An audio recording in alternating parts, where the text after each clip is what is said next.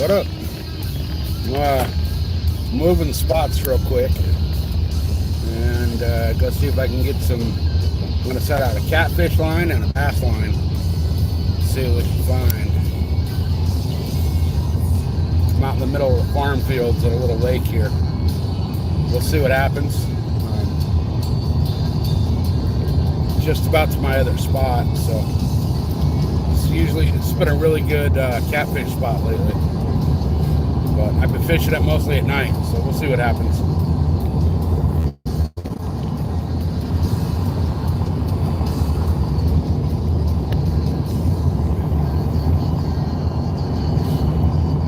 All right.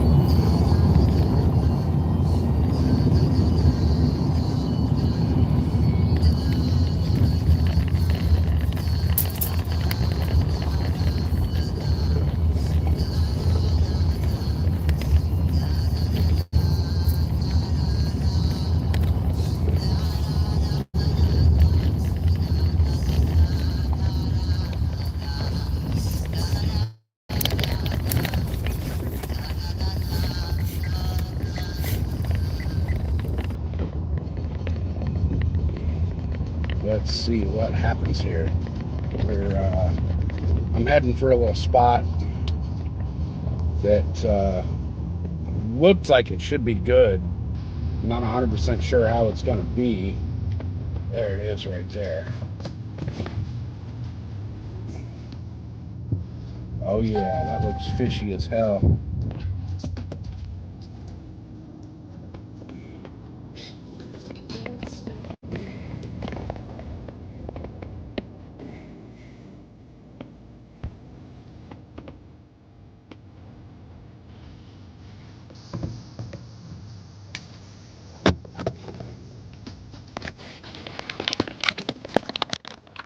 All right, let's go see what we can get.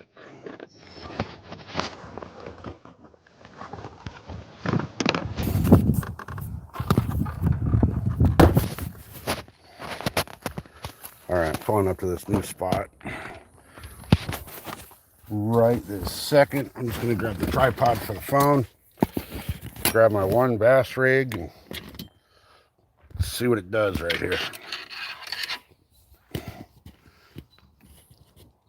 This is a cool little spot that apparently everybody knows about. They usually just come down here to dump trash, but we'll see if we can get a fish out of here. It looks like it should be fishy, so we'll see. I'm gonna oh yeah, there's a dead catfish floating right there in the water.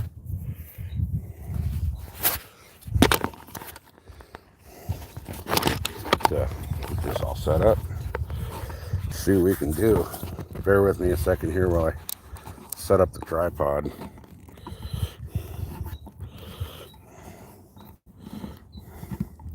Come on. This thing's not wanting to cooperate. This area looks like it should be really fishy. And I do see somebody killed a catfish right here. It's floating. So that tells me we should be okay right here. But we'll see.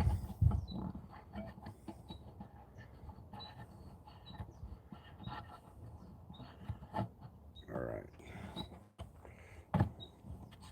Let's see if I can get this. If I can get this tripod set up right.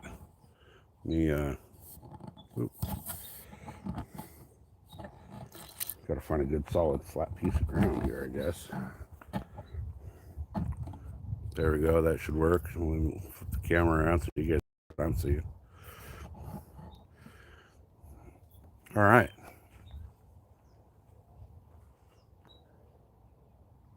Let's see what happens over here. I've never fished this spot in the daytime. I've always fished it at night for catfish.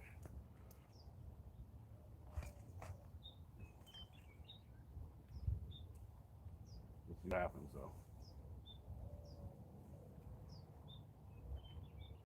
I know there's bass in this lake. I just don't know how many bass are in the lake or what quality of bass are in this lake.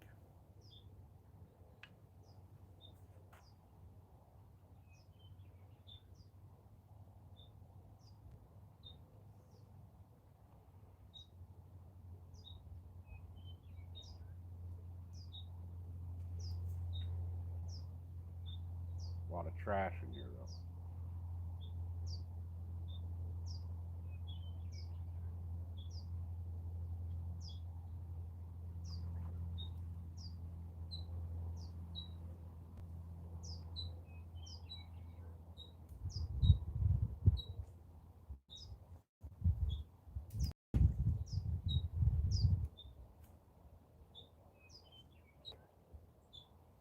Really?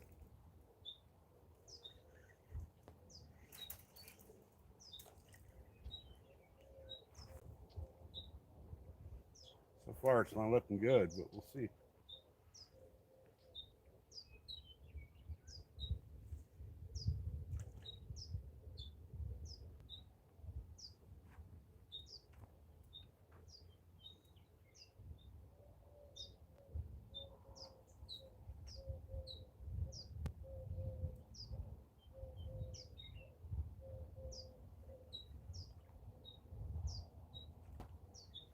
I really kind of wanted to fish.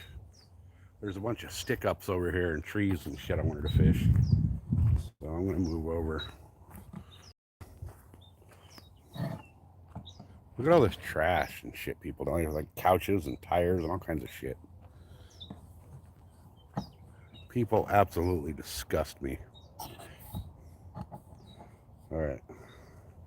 See if I can get the tripod to stay here. That should be good unless the wind blows. So there's sticks right out here, floating sticks. I'm going to try to hit those because that should be holding fish. We'll see.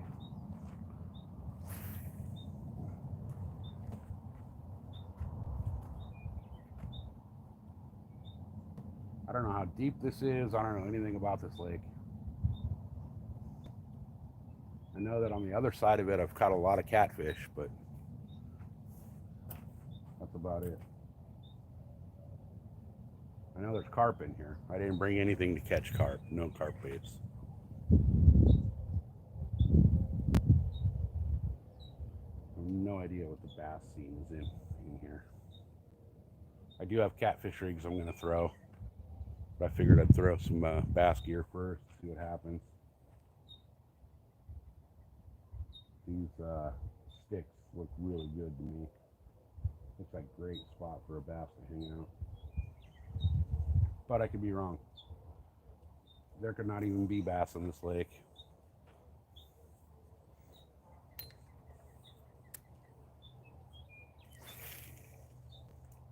Oops.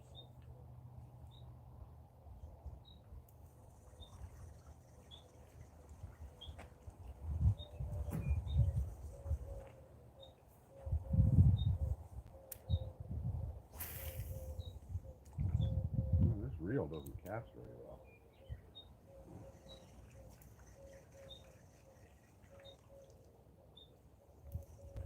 It's actually the first time I've fished this rod or this reel.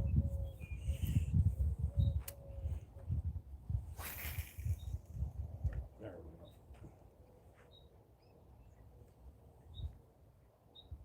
Hopefully there's something hanging out right there. If not, I'll try the ones off to the other side here, to the left.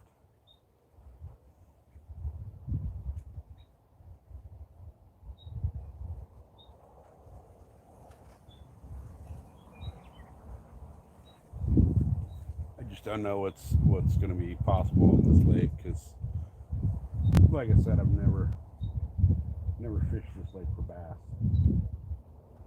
I've always fished it for catfish. I think in a few minutes here I'll just set up with catfish. I'm only going to give this spot a little while, and then I'm going to move back up to the other spot that I normally fish and see what happens over there.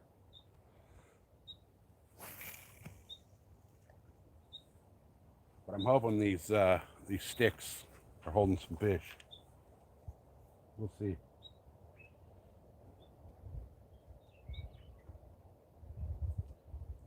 They look like they should.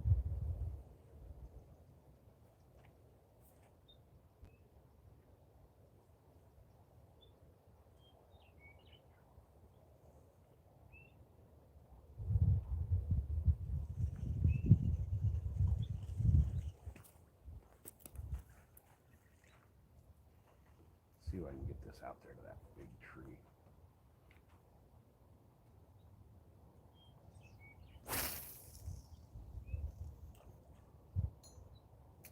I don't think I'm going to make it with this reel.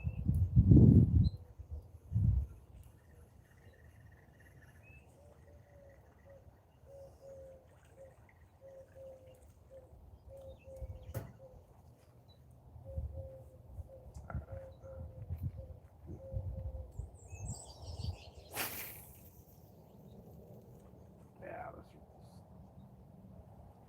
this thing's just too light to get it out where I want. And the rig I'm using, I can't really use weight on it, so we'll see what happens.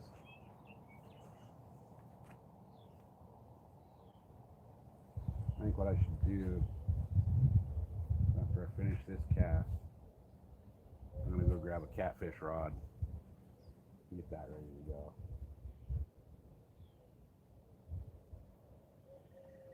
Actually, I'm gonna do that right now.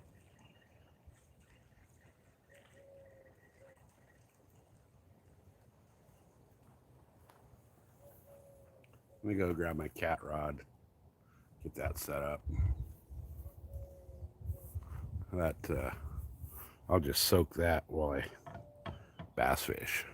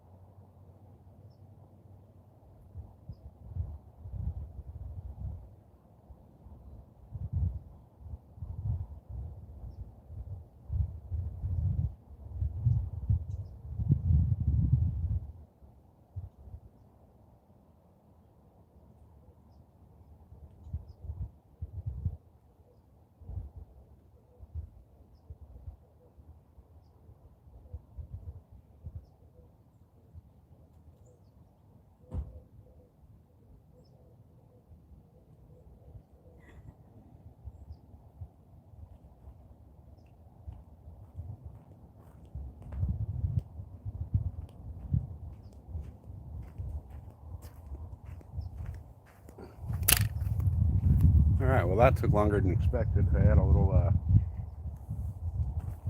standoff with a rattlesnake over there. I'm in the desert, so you know, I'm in their hood, but he wanted to hang out right behind my car. Some bitch.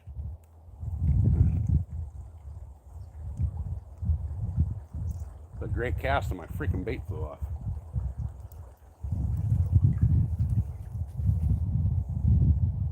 Good thing is the bait's right here in the tree, so it'll be easy to grab.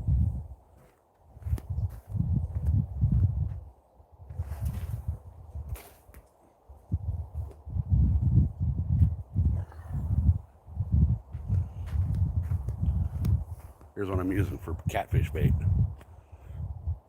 Walmart brand jumbo shrimp. Seems to work really well here. If I can get it to stay on the hook. I usually use treble hooks, but I decided I'd go with just a regular, nice big circle hook today. Let's see what happens. Apparently, they wanted to fly off.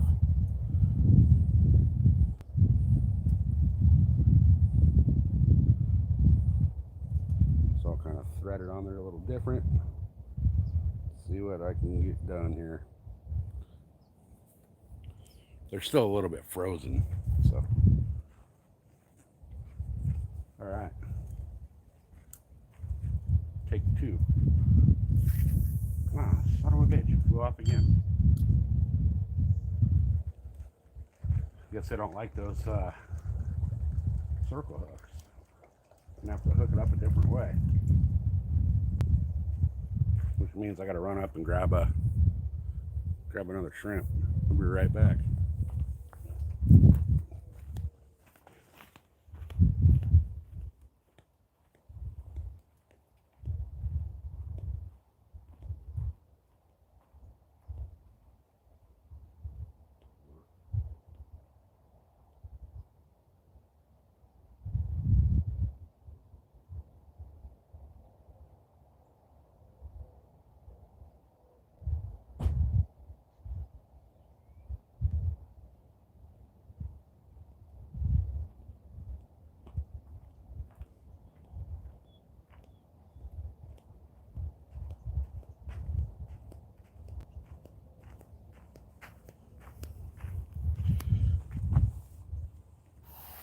All right, let's see what happens this time. Regular frozen Walmart brand jumbo shrimp.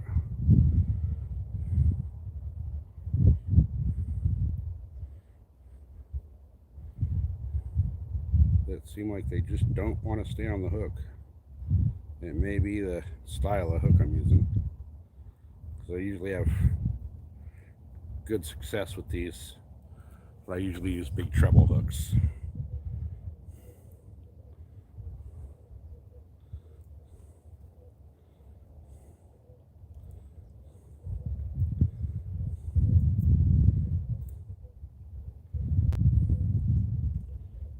So let me try this a little bit different. Let's see what happens here. If this one flies off, I guess I'll switch back over to my treble hooks. Problem is I don't think I brought any of my big treble hooks because I decided I was going to stick to my specific stuff today and not vary it. But this should work. Alright, that stayed on.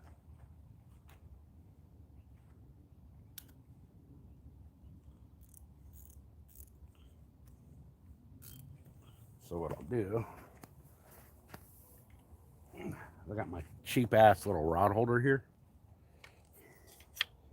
I'll set this thing up and see how it works. I've never used it before. It was like a $4 Amazon rod holder.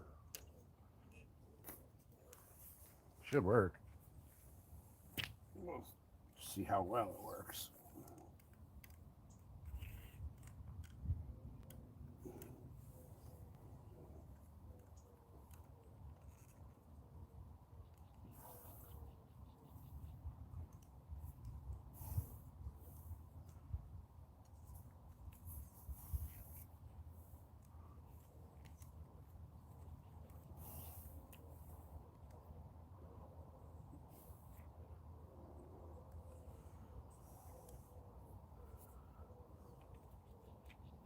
thing's kind of a pain in the ass.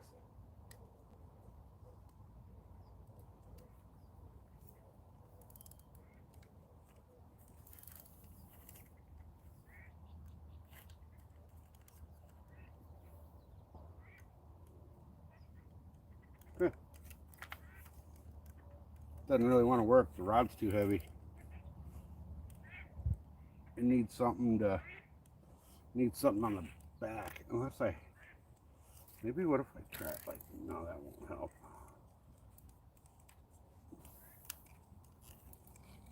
If I go like so, that doesn't help either. Yeah, this thing's a piece of shit. Doesn't work.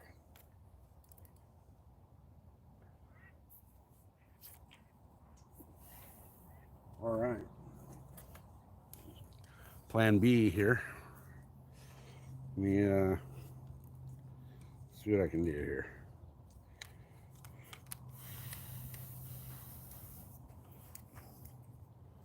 It's just, this rod's just too heavy for this holder, I guess.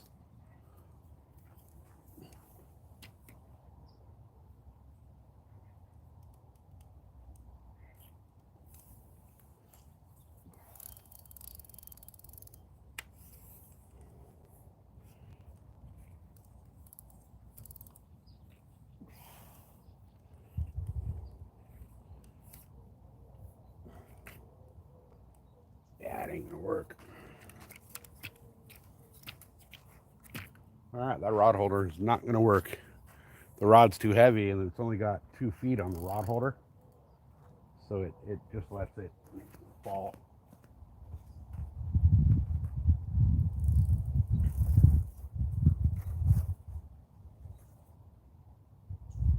There's a rod like that. All right, I guess I'll just leave that catfish rod there floating on the ground with the drag real loose, and if I hear that drag starting to sing, I'll go grab that rod. I'm only going to give this spot a little while longer, and then I'm going to move over to my other spot up at the other end.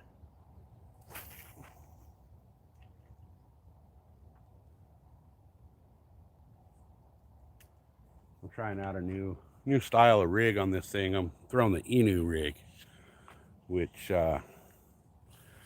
seems to work really well. I just don't know if it'll work here, because as fishy as this looks, like it should just hold fish everywhere, I don't know that this lake really holds that much fish.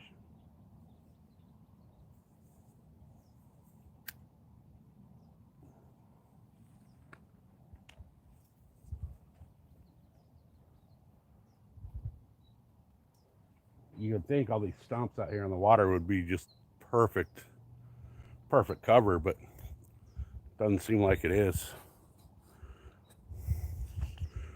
Tanja, what's happening? Jess, what's happening? I can finally see the chat. I got my tripod thing working. Well, I found my tripod. I knew I had it, I just couldn't find it. It was lost in the mix of all my desert gear.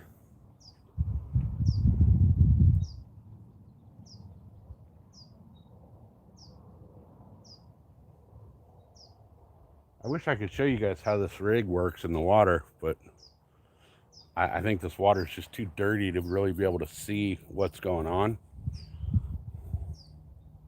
But I'll see if I can, once I get it in here a little bit, I'll show you guys how it's rigged up.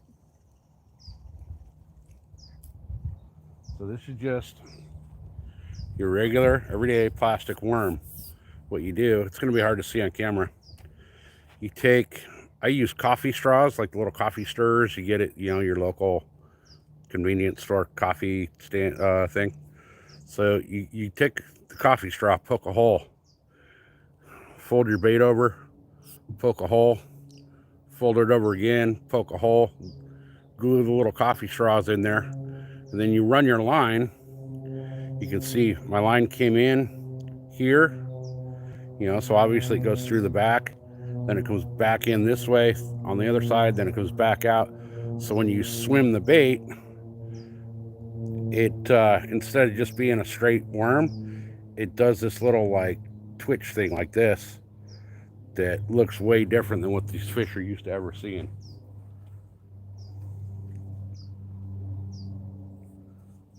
It's actually pretty cool. I caught quite a few fish on it the other day at a different lake. I just don't know. I've never fished this lake for bass, so I don't know what the heck to expect here. So far, I have zero expectations.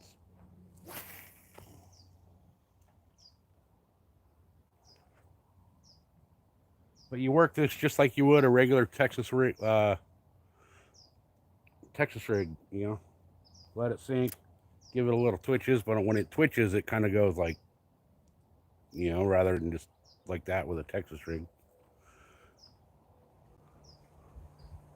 Yeah, I could fish. California's stupid. I can only fish 2 rods at a time, but they don't care what you're fishing, what you know.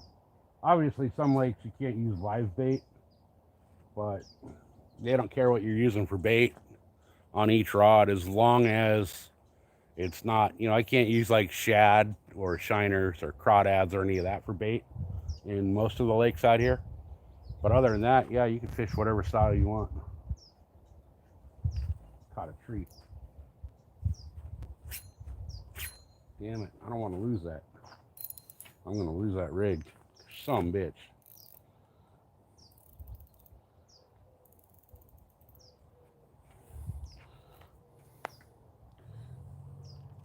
Oh, yep, broke it. Damn it.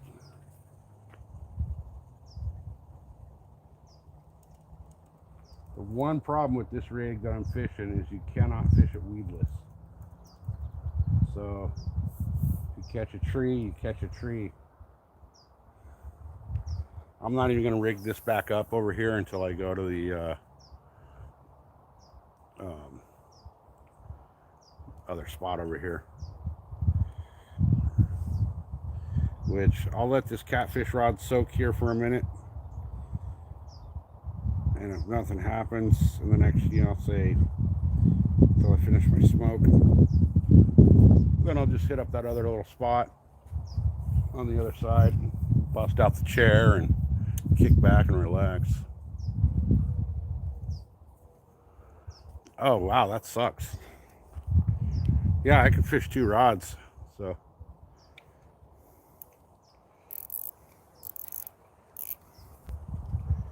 Now, offshore tuna fishing, we can fish as many as we want. We'll troll like 4 to 6 rods at a time.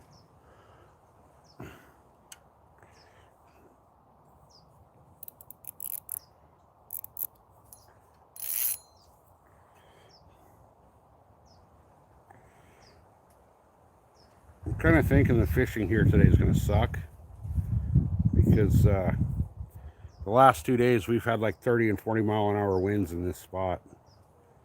So today's the first day without the massive wind. So I think that might have kind of put a little damper on things, but the only way to find out is actually get out here and throw some bait. I'm just drowned in a shrimp right now, so.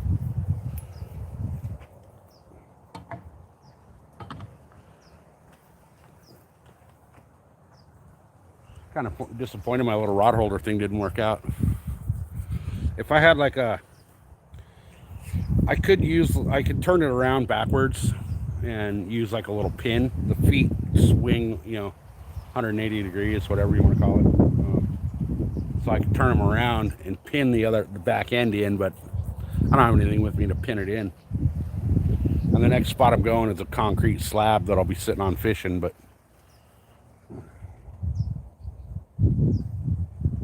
can't really pin it into the concrete.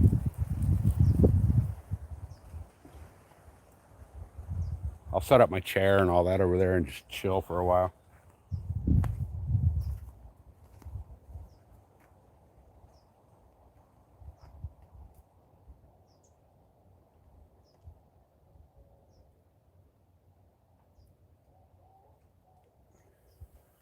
It kind of pisses me off looking around here.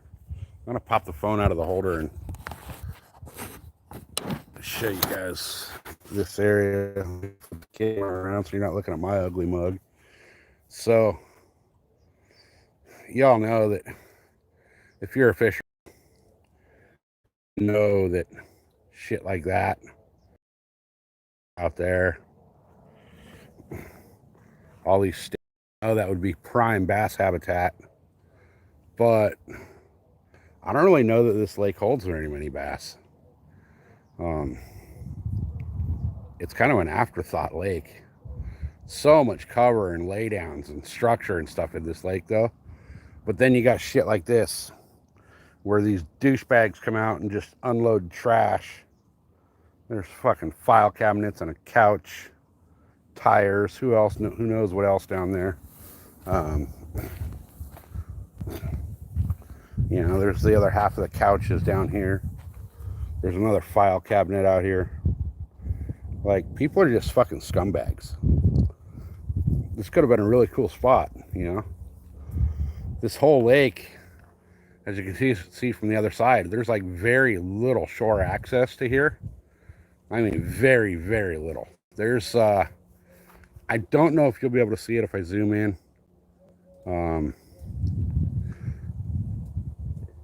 Right there, right in the center of the screen, that's where I'm going to go to next. There's a boat ramp over. Doesn't look like that boat ramp's been used in about 5 million years. So it's a nice, quiet little spot. There's not much shade over there, but I don't care. I'll take the sunburn for a good fish. But this spot I'm in right here, let me get back where you can kind of see. It's like just a little cutout, little point kind of thing. But this is like one of the best areas over here for being able to shore fish. Everything else is like, you know, straight across. You can kind of get down that little trail right here, right there. Right there. There's a little bit of a spot to get down, but you only got a little bit that you can fish. This, you actually got a decent amount of space you can fish, but all these fucking douchebags have trashed it. I mean, there's a fucking futon over here with a blanket on it. Like, who does that shit? You know what I mean? It would be a cool place for a little hammock and taking a nap, but, you know, people just trash the area. I got my little stand here that I got. This is like $3 on Amazon. But the way they built it, it needs a third leg. I mean, with just the 2 legs, there's no balance to it. It just, with the weight of the rod, it just flips over. So, I need to, it does have a little, I don't know how well you can see it on camera here, but there is that little hole right there in the frame where I could like pin it down if I had like, you know, a big old fat nail or something, but I didn't bring anything like that. So this is the first time I've tried to use that thing. So live and learn. But I mean, all that over there. Let's zoom in. I know it kind of screws up the video quality when I zoom in, but if you're a fisherman, you know, if you're out on the boat, you're throwing shit all under that. You're skipping jigs under there and skipping Senkos or whatever under all that stuff. But I just don't know how viable of a spot this is for bass. Before I went live, there's another lake. This is like 2 lakes in one kind of a thing. There's like a 20-foot gap where they kind of, I guess it's a dam. You can see up there that row of palm trees that lines the other end of this lake. That up there is a lot cleaner water than this, but it's just, there's no shade on it. So everything right now is kind of hating life in there. But I'm going to go up here in a minute and actually I'm going to start packing everything up, take everything up to the car, and then I'm going to move up to that other spot. So throw the camera back in the thing real quick for a second. Here, I'll let you guys look at this nasty ass lake. I mean, look at that, dude. It's like shit brown. So reel this cat rod in because ain't nothing happening right here. I'm probably snagged on a freaking stick anyway, so. Oh, no. I still got my bait. I'll sacrifice that one to the... Alright. Watch, big old fish is going to come up and smack that right off the top of the water now.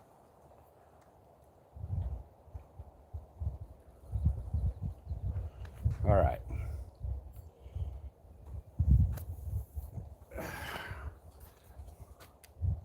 Get everything packed up right here.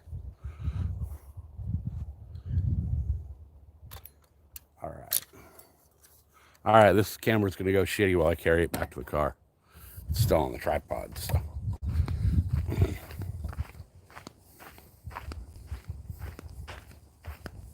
It's a cool little spot, though. It's like fully covered in trees right here.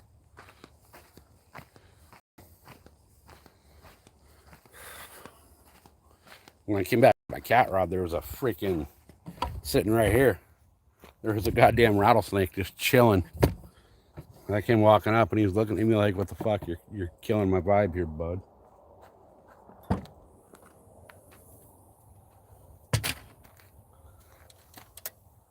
Although me and Mr. Rattlesnake came to an agreement. He left, so I didn't shoot him. I'm not even going to bother fold the tripod up. I'm just going to throw it in here. All right. Let's go move over to the other spot here. Drive up the road a little bit.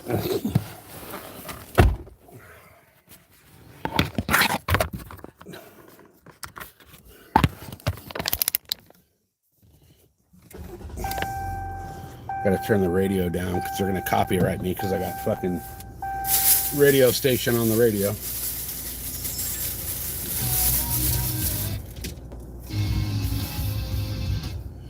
All right.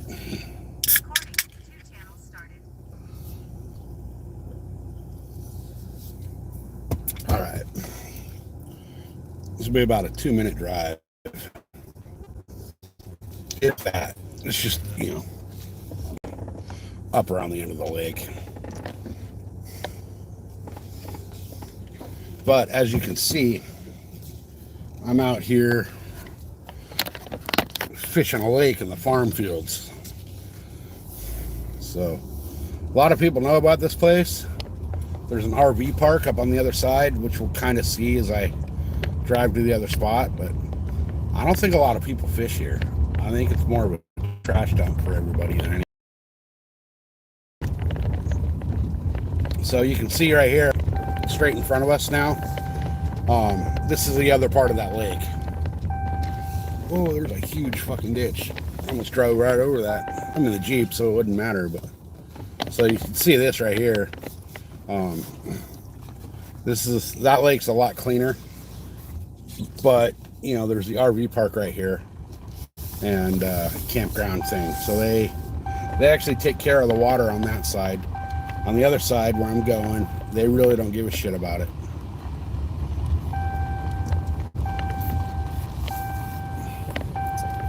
So I'm just going to roll up right here to the boat ramp and park at the boat ramp and go fish this. There is zero shade down here. I'll be in the fucking direct sun the whole day, but I don't give a shit.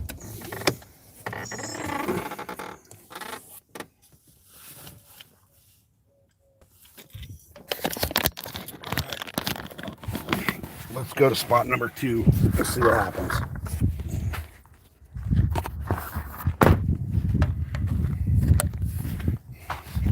This spot over here, and for a fact, there's decent fish. I've caught quite a few. So mostly catfish. All right, let's put the phone down. Grabbing this rod. Oh, I gotta re-rig. Shit. Here's what I'll do.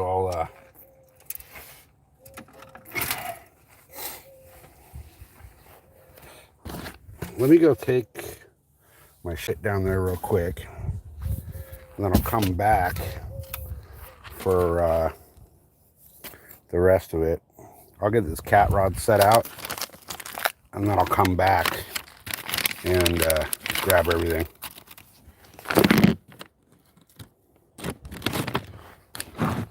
Actually, I can take this,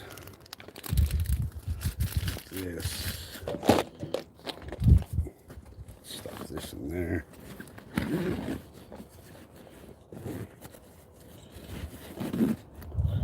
I got the backpack so I can carry everything.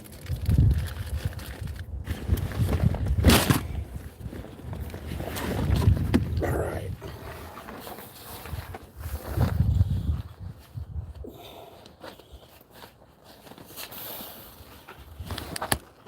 All right.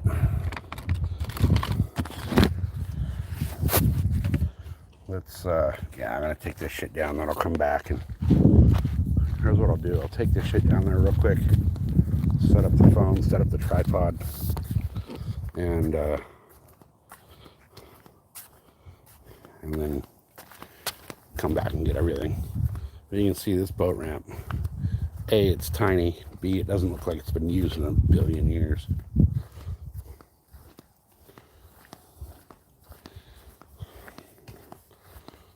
But I've caught quite a few fish off here. All right. Let me grab all this, get it all set up real quick, and give me 2 minutes to go grab my rods, and I'll be right back.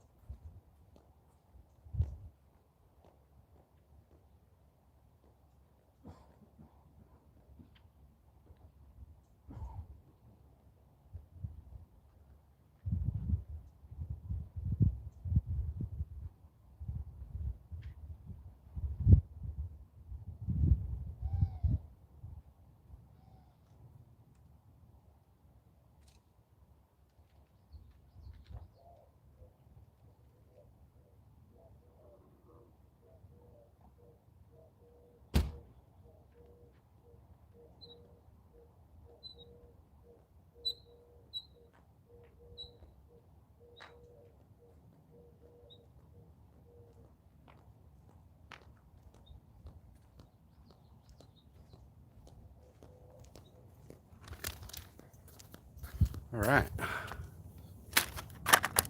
let's do this.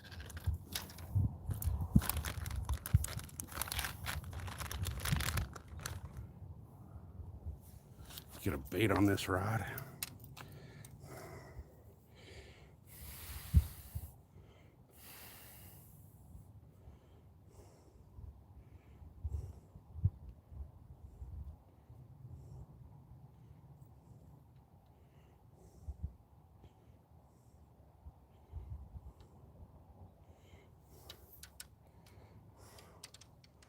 All right.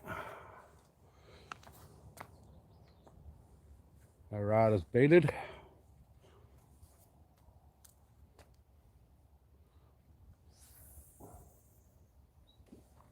We're officially fishing.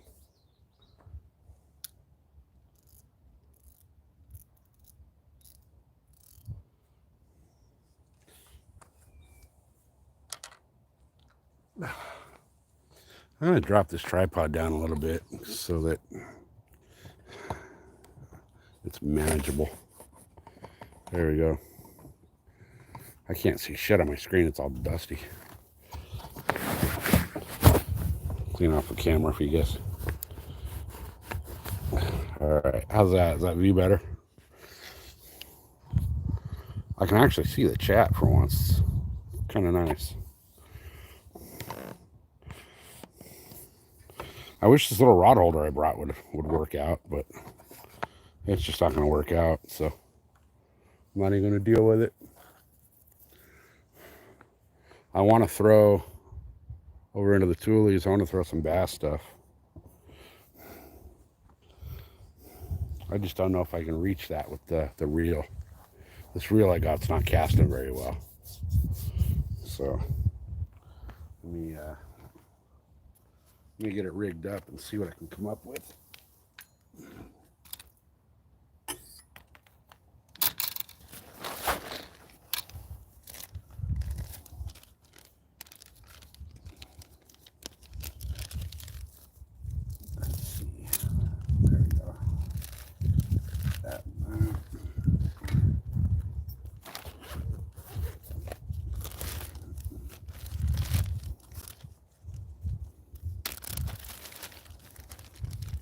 I'm gonna throw a really, really bright colored lure here.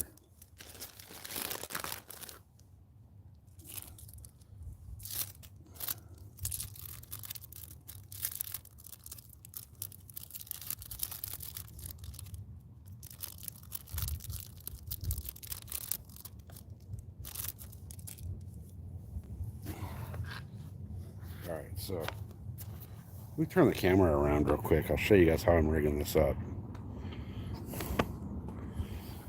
So what I'm throwing, like I said earlier, is called the Inu rig. And it's just a weird, oddball way to hook a plastic worm, basically. You need three things: a hook, a worm that's been modified, and a split ring. So take your hook, put your line through. You got the point of the hook. You put your line so that it goes through from the pointed end of the hook, like this. Okay, so your line's going that way through your hook. I don't know how easy that is to see, but your line comes in this way. Then you take your plastic, which you can see those little black specks in that, right? That little hole right there. Those are, I used coffee straws to poke those holes. So you take your line, run it through the first little hole there, right? And that one's kind of at an angle. So it'll come in one side, right? Comes in, then you take your line and you go, same way, you just fish it through all three of your little holes. So if you go in from the right, your next one will go in from the left, and then your last one will go back to the right. You don't even tie your hook. Your hook's just floating on your line. So I'll leave some slop in the thing so you can see it. So it comes in this way, and then comes out here, and then comes back in here, right? So your line basically zigzags through the worm. Then you take a little tiny split ring, and you just tie that to the end of your line. And the only thing that does, the only purpose that split ring serves, is to keep your line on the lure. I'm sure you could use a second hook, but I have not had success doing that. It seems like I get snagged up way too often.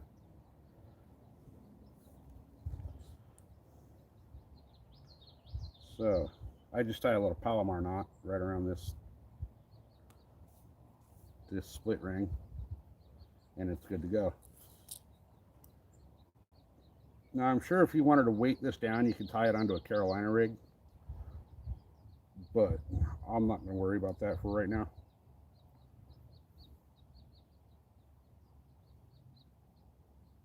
This water's so dirty, I'm just throwing this thing on straight braid anyway, so.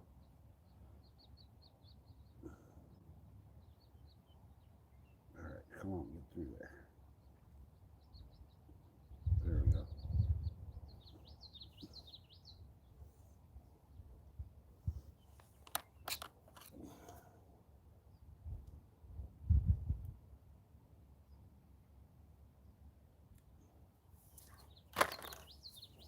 Then once you got everything tied on, what you do, you let your hook slide back down. See, your hook's just free floating on the line. So what you'll do, slide your hook back down so that the eye of your hook is directly over the first insert of your line. And then you just kind of figure out where that sits, and you just kind of skin hook your bait a little bit.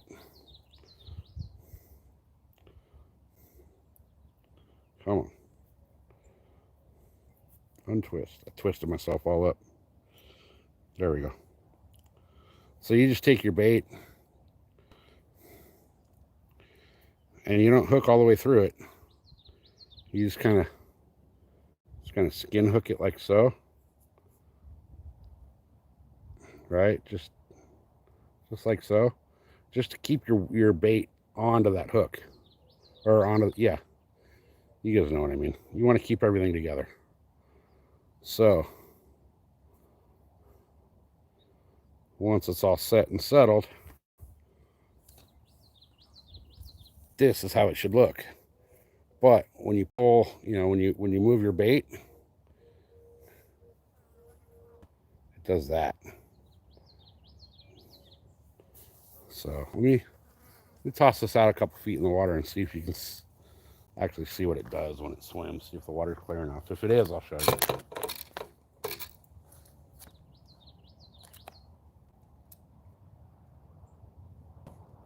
Yeah, this water's way too dark. You won't be able to see it.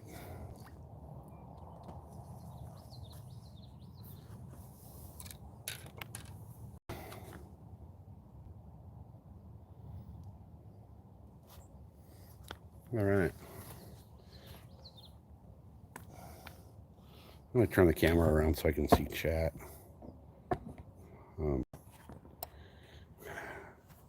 Yeah, this little, it's called the Inu rig. It works really fucking well. I don't know that it'll work here, but we're going to find out. I'm going to try to hit that little shady pocket over here. It's hot. It's like 85 degrees here right now, so these fish might not be wanting to play at all. I might have just lost that.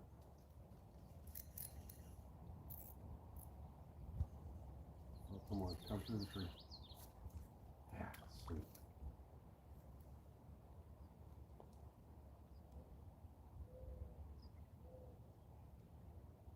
That was a shitty cast, so. Fuck me, real here. What did I do? How the fuck did that happen? What the fuck? Oh, there we go.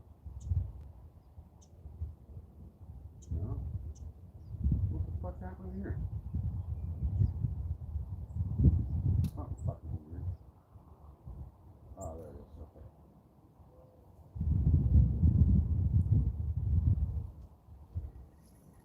The cast got stupid and I almost lost the whole rig.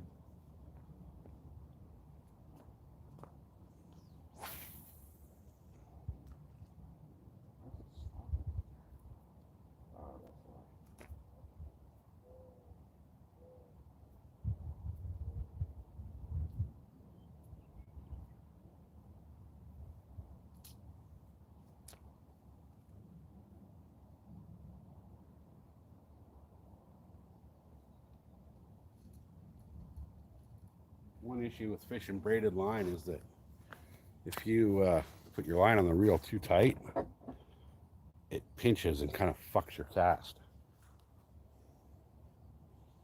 The line like kinks in on itself.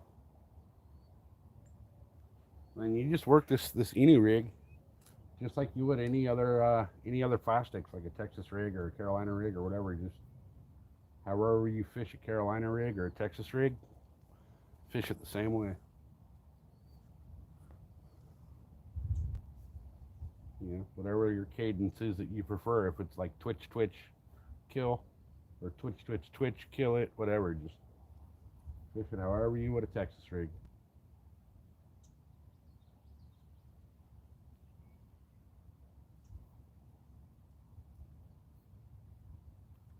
I tend to, when I'm fishing a Texas rig or, just whatever, any plastics, Carolina rig, however, I tend to fish it more on a slack line.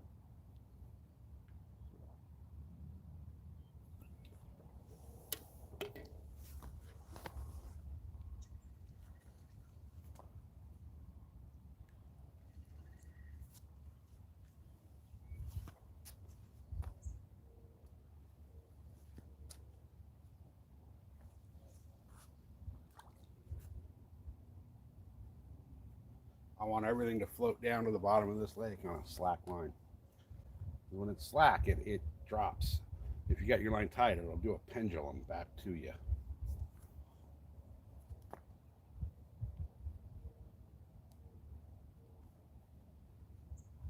And I just, like I said, I just kind of twitch, kill it. And I'll vary it. I'll twitch it 2 times, 3 times, kill it. Twitch it 4 times, kill it. Just whatever I decide to do in the exact moment.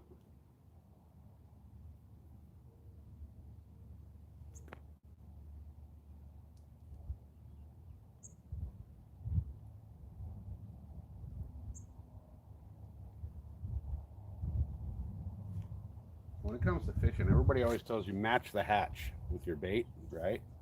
Wherever the bait fish are swimming, match that. Here's the thing. Bass see more contrast than anything. So if you got a real clear water lake, they can see, pretty much anything you throw.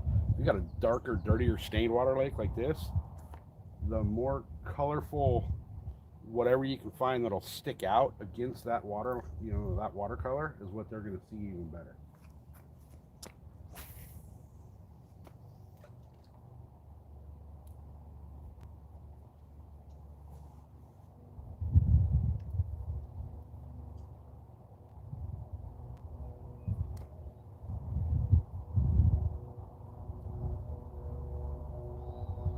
It may be just too hot today for these fish. We'll see.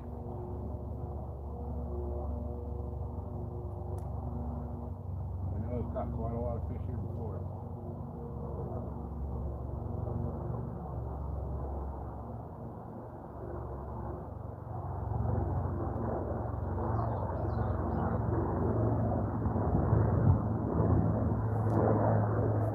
Now this rig that I'm fishing too, this Enu rig, you don't set the hook right out of the gate, because the way the hook is set on this bait, it's way up at the top, and the bass will hit it from the tail. So you got to let them kind of bite it a couple of times to get that full bait into their mouth before you set that hook. If you watch videos, there's a guy on the YouTube. He's Steve Rogers. He does a lot of underwater footage of fish, and you'll see on some of his videos he shows how the bass will bite a lure, and then kind of they'll bite it once, kind of suck it in a little bit, then they like a spaghetti noodle. It's kind of how they eat a lure, kind of like a spaghetti noodle.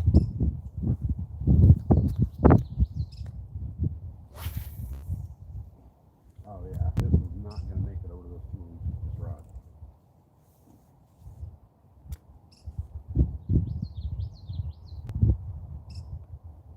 And there's nowhere to get over there to shore fish those 2 weeks. I guarantee there's bass holed up in there. If there's bass in this lake, that's where they're at.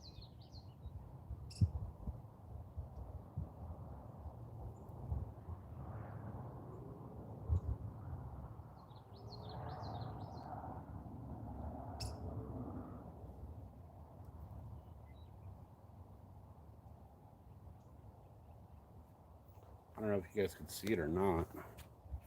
Let me flip the camera around so I can kind of see what's going on here on camera. So if you look at my line, I don't know how well you can see that. It's kind of slack, but I'll just give it a little and then let it slack.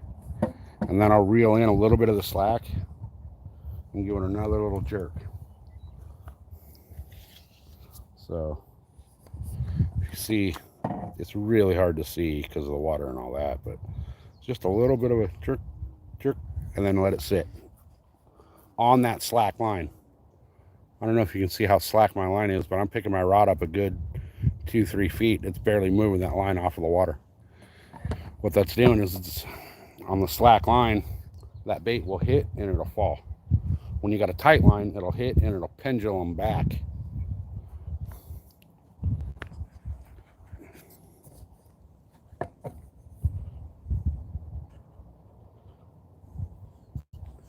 So, like I said a bunch of times, I don't expect to catch bass in this lake.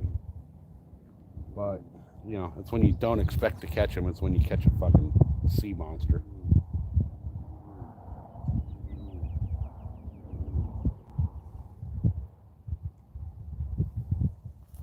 Let me see if... Oh, how'd I get all tangled? What happened here? Oh, it's not.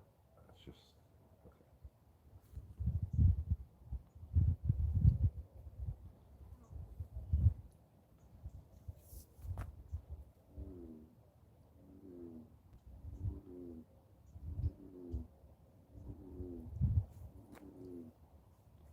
It's really hard to see, but you can see when you give this thing a little tug, it kind of does that number.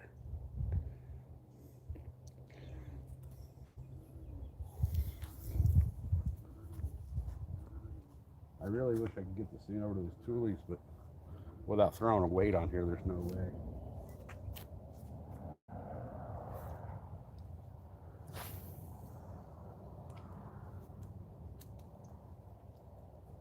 Now you can also swim this fast, like speed worm, almost like you're fishing a worm on top water, and it has a really trippy action to it.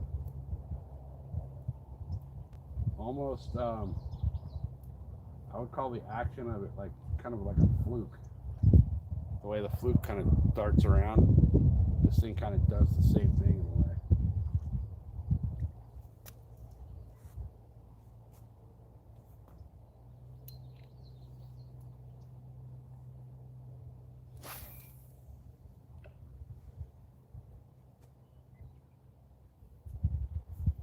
Pull some of this line out of here and see if I can get it to kind of loosen up around the spool. See if that'll help my casting distance. I'm casting about 20 feet from the edge of those toolies where I'm at right here.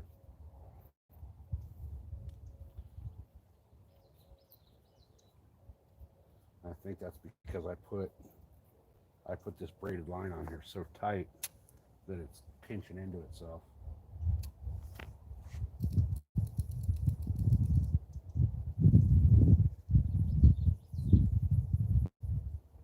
We'll see if loosening that up a little bit has anything to benefit on my cast. Because if I can get into those toolies with this rig, I'm pretty damn sure there's some good gas in there.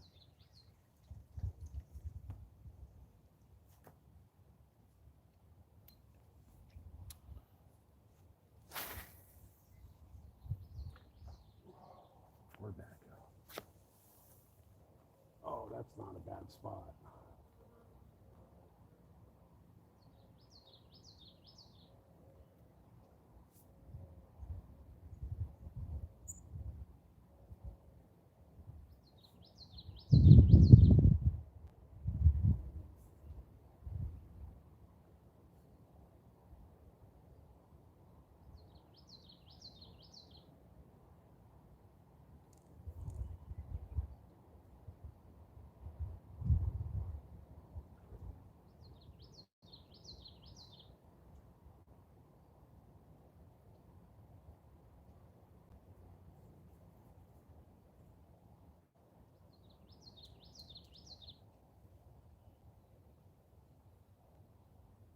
Come on, fishy.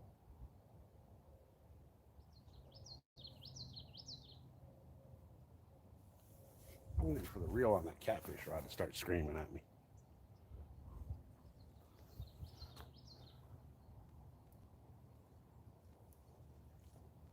So loosening up stripping some of that line off that reel and loosening it up did help quite a bit. I was able to get about another 20 feet into my cast.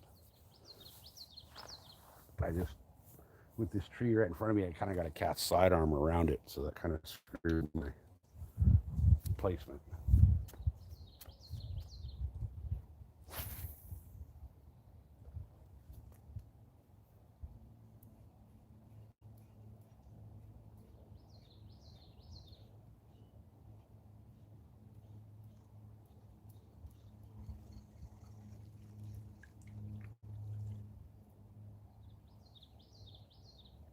This water wasn't so fucking disgusting, I would actually step out in there around this tree and be able to cast into the toolies, but I'll probably get like fucking leg herpes or some shit from the water if I get in it.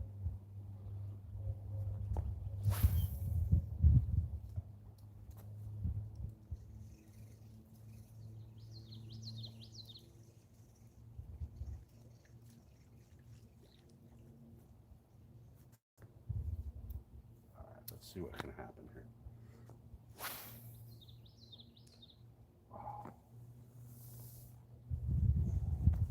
It's like 6 feet off the edge of those toolies.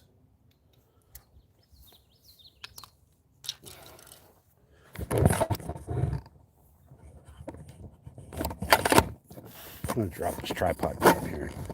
Just kind of take a seat for a minute.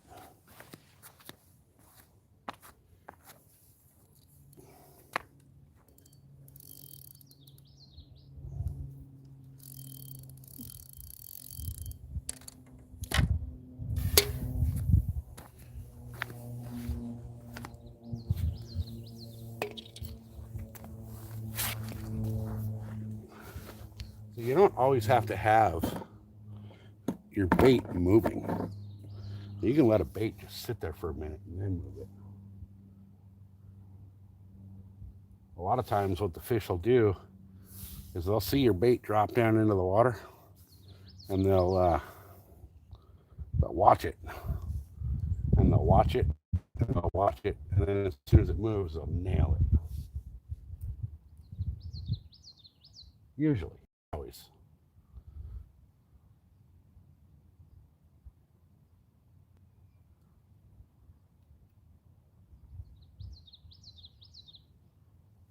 But, you know, if you go on YouTube and you like type in bass fishing or whatever, you'll see 100 million different ways to retrieve a lure.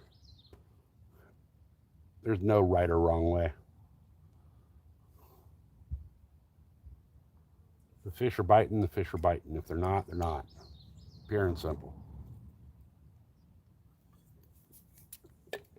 They'll either bite your lure or they won't.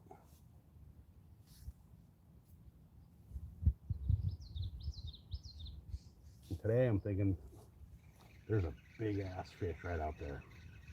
I can see him on top of the water. If I can get this out near him, I might have a fish.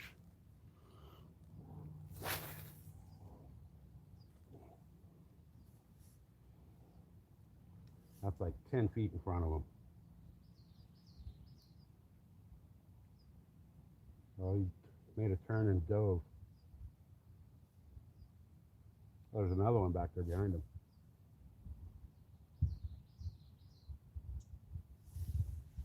Okay, you wanted nothing to do with this. Keep it on, keep it on. That might be a carp. He's right on the surface. I can see him out there. But you don't know what it is until you actually hook it.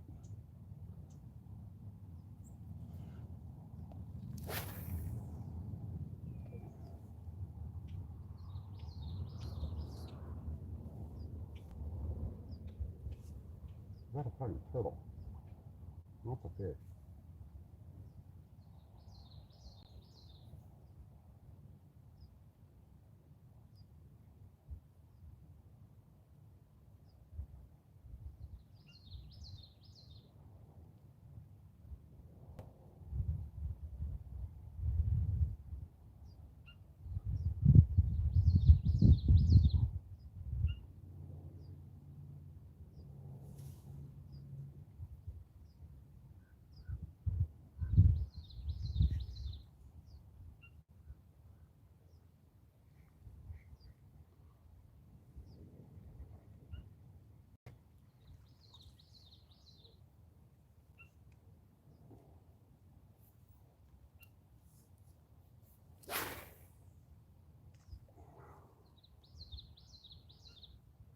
I just need like 8 more feet to get where I want it to hit.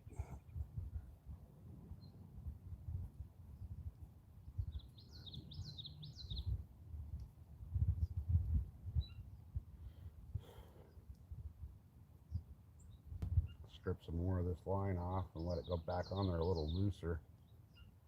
And that should kind of help a little bit, I think. I know that this braid is tight on this reel.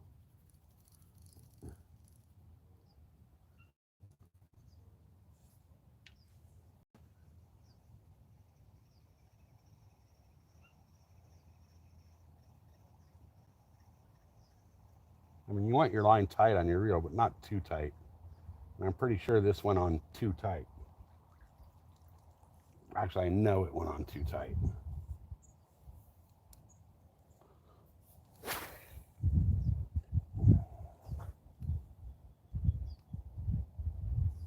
So I'll let that just sit there for a few minutes.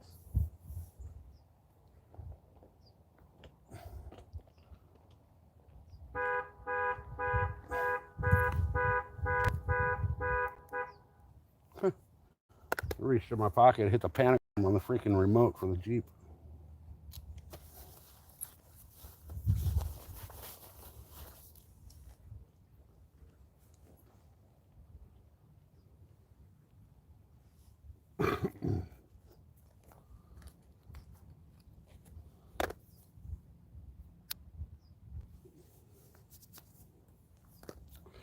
So this little spot I'm at,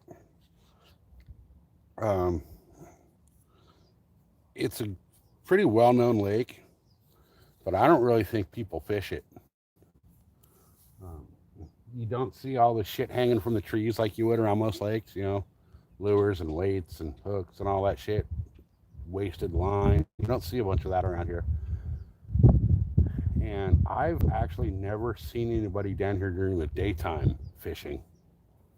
I was down here a couple weeks ago with the wife, and we had one guy drive by this spot looking to fish it, and that was it. And we were here for like 7-8 hours.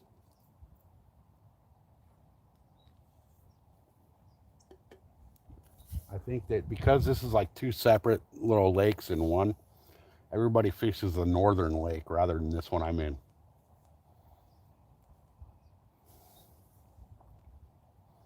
My line on my cat rod is bouncing a little bit. Something's down there dicking with that shrimp.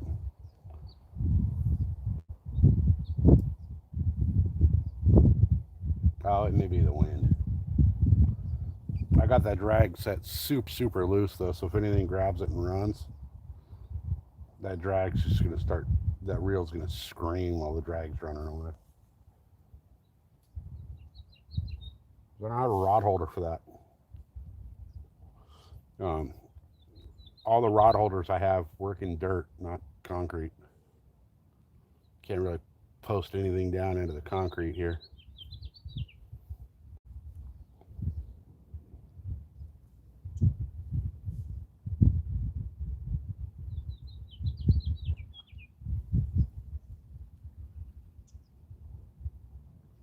Something just popped out of the water right there, like 20 feet behind my bait. So I'm gonna see if I can get this right back out there. Oh, that just landed like 2 feet to the right of where he popped out.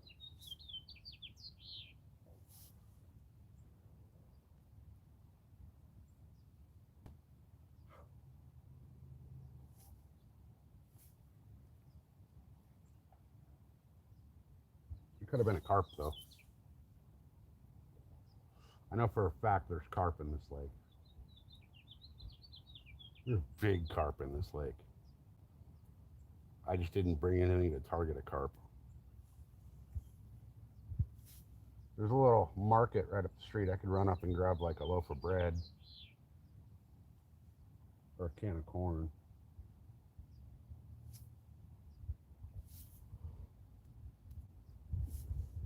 It's only like a 2-minute drive. It's a little gas station convenience. You know, it's your typical rural town store. You know, they got a little bit of produce, You know, just it's a glorified convenience store. But they have this taco shop in there, and you would think that a taco shop inside of a gas station would give you the shits for months. But I'll tell you what, it is the most legit taco shop probably in 2 counties. Because I'm actually where I'm at right now. I'm actually not even in San Diego County anymore fishing.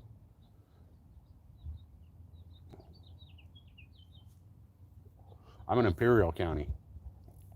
Like Coachella is not too far north of me.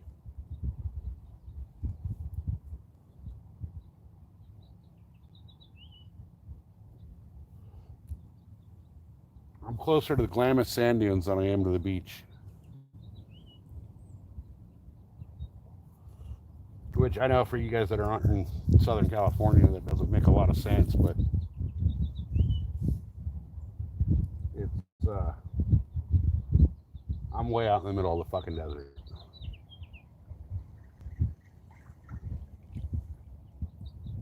And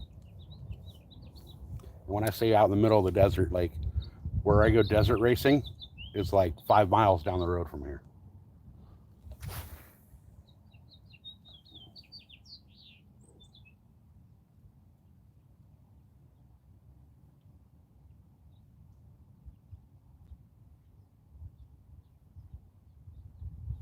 Yeah, see, the wetter this braided line gets, the better it's starting to cast. Braid is just like rope. If you tangle rope up too tight, you know, it's got those little like the little I guess you call them like notches in the ropes, where they kind of like stick together if you tangle it up too tight. Braid is the same thing. So by getting it wet and loosening it up and you know stripping some extra line off the reel, I've kind of lubricated that line in a little sense. If that makes any sense to you guys, and it's starting to cast a little better.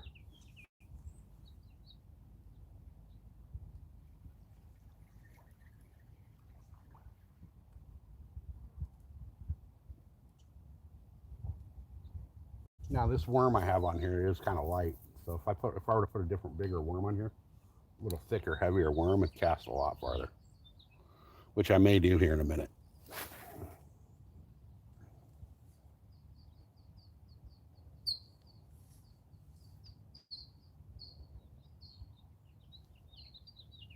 I'm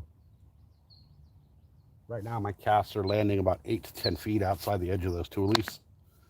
But if I can get it within a foot or two, we'd be a lot better off.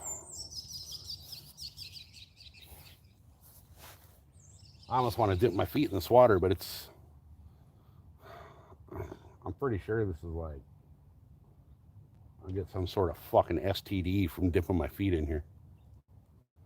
Get like fucking herpessyphilitis of the legs or something.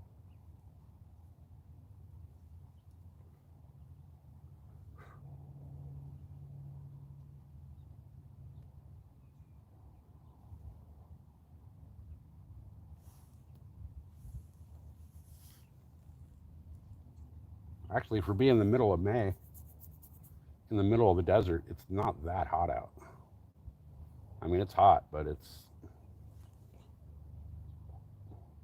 ain't sweltering like it should be. It's probably 85, maybe 90.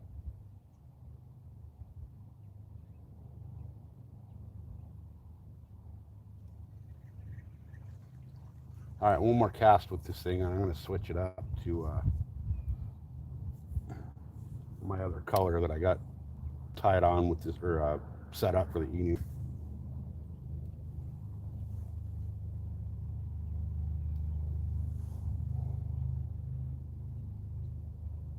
I'm just going to fish this one back really, really slow. I'm actually going to set my rod down for a minute. That way I can't reel it.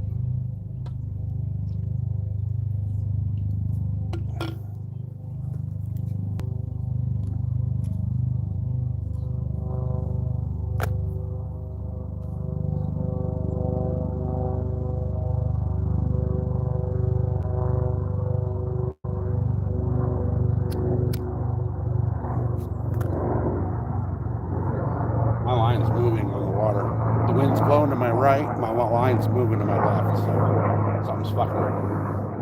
Just by letting it sit there.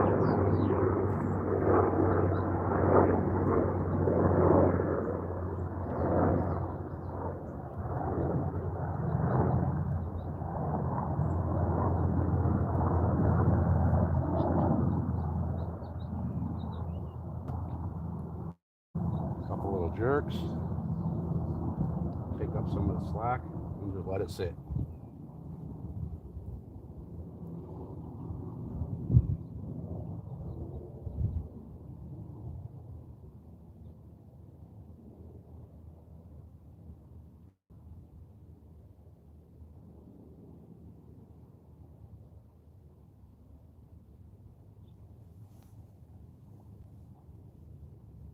I think it might be bluegill down there picking at it.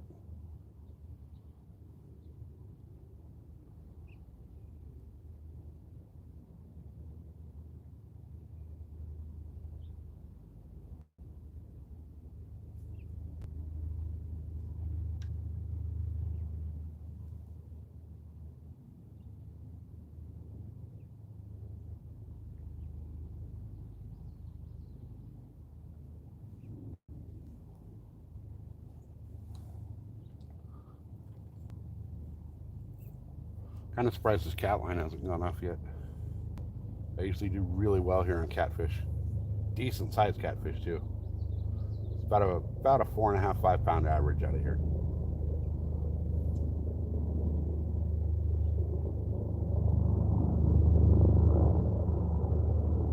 Now, the thing is though, I would not even freaking think about eating one of these fish.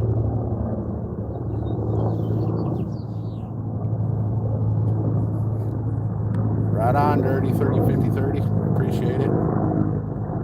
NorCal. We're about in NorCal. No, snagging is absolutely going to get your ass fucked here.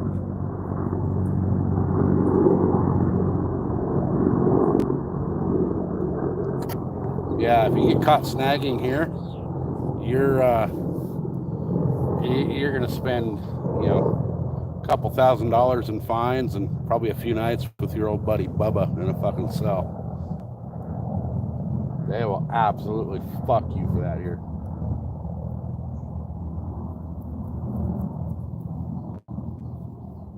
I actually had a game warden at one point in time, not at this lake, at another main, one of the big main lakes in San Diego. I was fishing a Carolina rig with a big ass treble hook. I was using chunked up mackerel for bait, and I got snagged and I yanked my line free of the snag. Well, I lost my bait, and the game warden was sitting there watching me reel my line in, and it came in with this, I mean, it was a big fucking, it was a saltwater treble hook. And the game warden tried to accuse me of snagging. It wasn't until he actually shut his damn mouth and listened to me and looked at my bait that he realized that I was just using a giant treble hook. But he was ready to write me that $1,000 ticket just for that, because he tried to accuse me of snagging.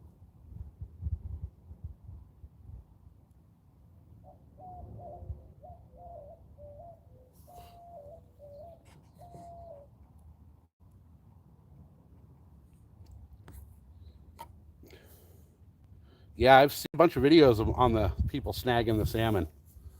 I mean, if it's legal and you're snagging them to eat them, then hey, whatever, do what you're gonna do. But if you're like me, if you're a catch and release fisherman, I don't agree with the snagging one bit.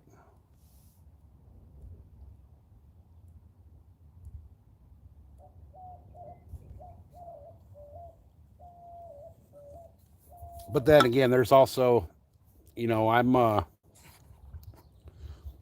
there's a place you can register, and I forget what it is. If I can find the website and the link, I will post it up on I'll just do a post. But you can actually through, I want to say it's Mustad Hooks. They have a deal where if you catch a state or a world record fish on their hooks, Basically, they hook you up with cash and prizes if you're signed up, but you got to prove that you were using their shit.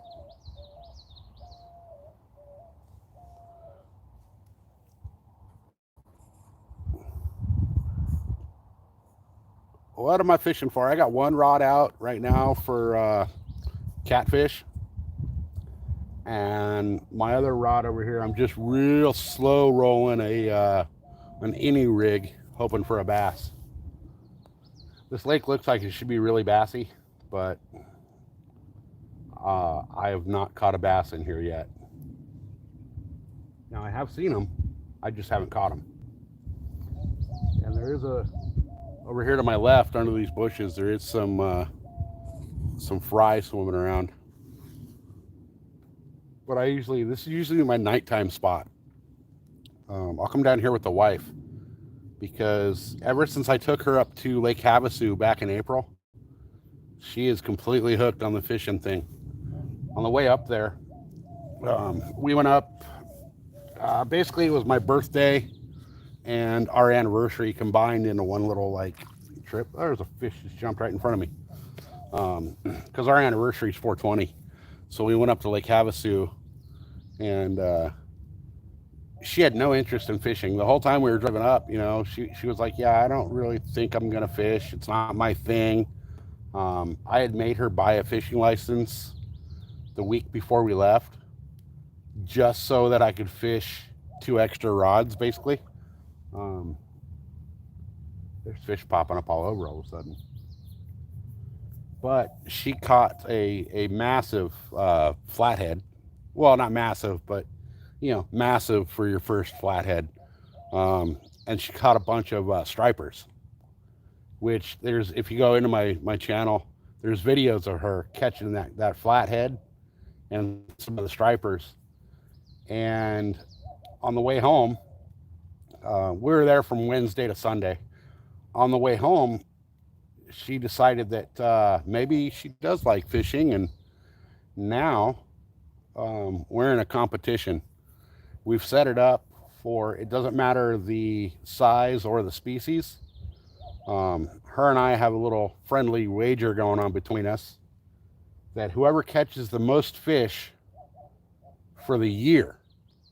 So this started 420 and it ends 420 of 26, this competition between her and I. The winner, and it's not size, it's not species, it's nothing, it's just pure numbers.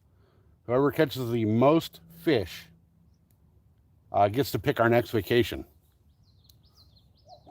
So right now she's up by like 4 fish on me. Now anything I catch today doesn't count because it only counts if we're fishing together. Because I'm retired, so I fish a lot more than she does. She's still working. So she's limited to like 3 days a week that she can go fishing. So I've already kind of decided that, next year's vacation, I think we're going to go find a new lake somewhere out of California. We're going to drag the boat out there with us, and that'll be our vacation.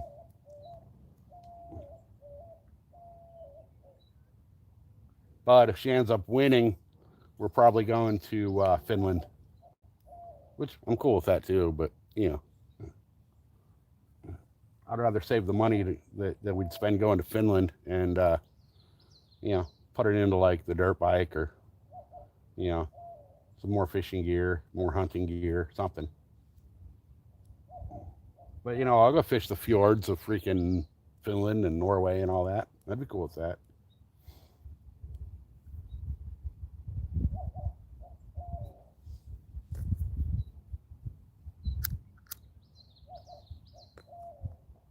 There's a turtle popping up out here. Yeah, catfish are a good fun fight. Like I said though, there's no chance in hell I would eat catfish out of this lake. You'll end up with like some kind of fucking disease from them.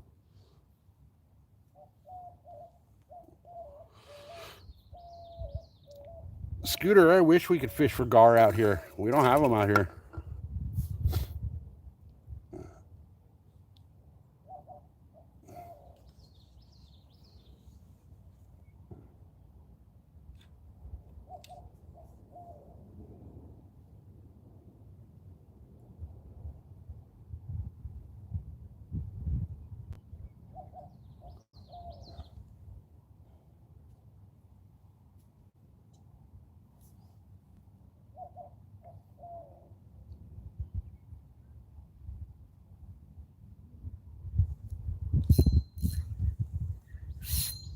Son of a bitch. I got snagged. I'm gonna lose this rig.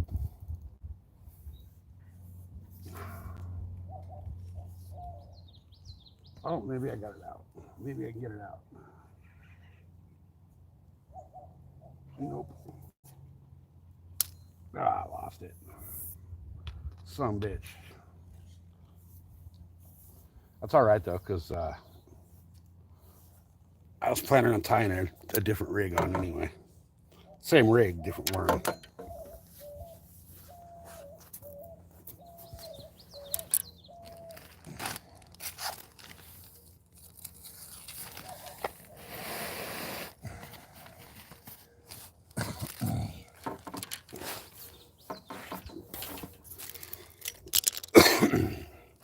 So again, what I'll be throwing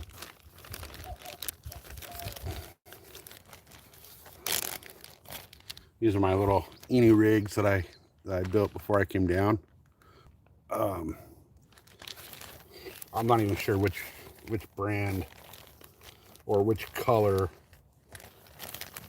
these are. They're like this is a big 10-inch worm. I'm going to throw that on the Inu.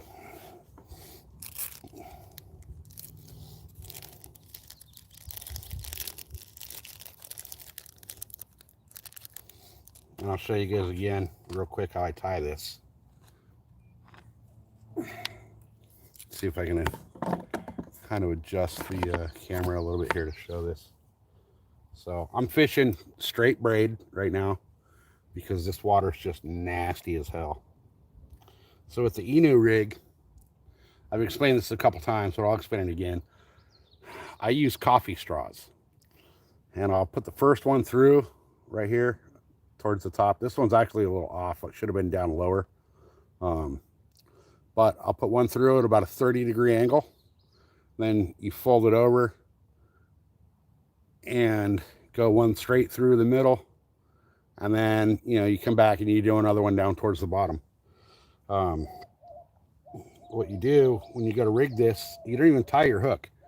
You take your hook, okay? I don't know how well you guys can see that. I'm using a circle hook.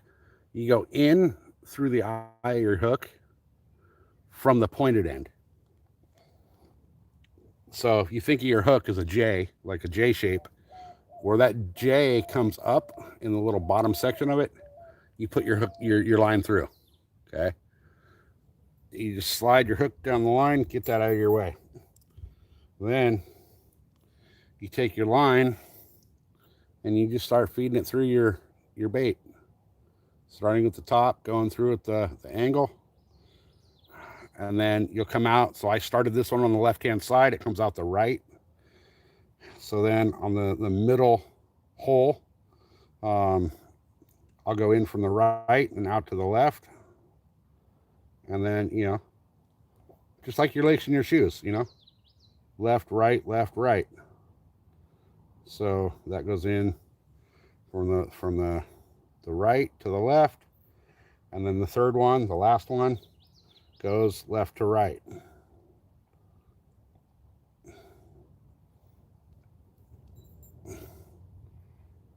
And then you don't even tie a hook. What you do is, now there is guys, and I've said this before, there is guys that take a little like a little mosquito hook and basically use that as a trailer hook and tie their line to that, and that just kind of free floats. The correct way, well, I won't say the correct way, the most common way to rig this Inu rig is you take a little tiny split ring, right? You can even use like a washer, and you just tie that split ring onto your line. All that does is keeps your line from sliding back through your bait.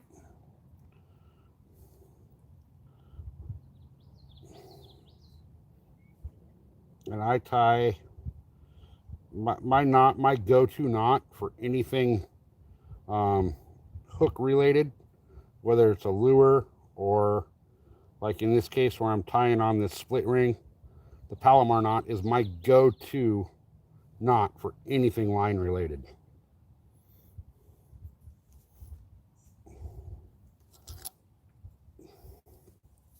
Now, when it comes to line knots, like if I'm fishing a leader, um, my go-to knot for a line to line, like braid to fluoro, 100% every time I'm going to tie the Albright knot. There's probably better knots out there to tie, but the Albright is the one I have the most confidence in. I've caught 100 plus pound tuna with an Albright as my line to line leader knot. So because of that, that's what I have the confidence in.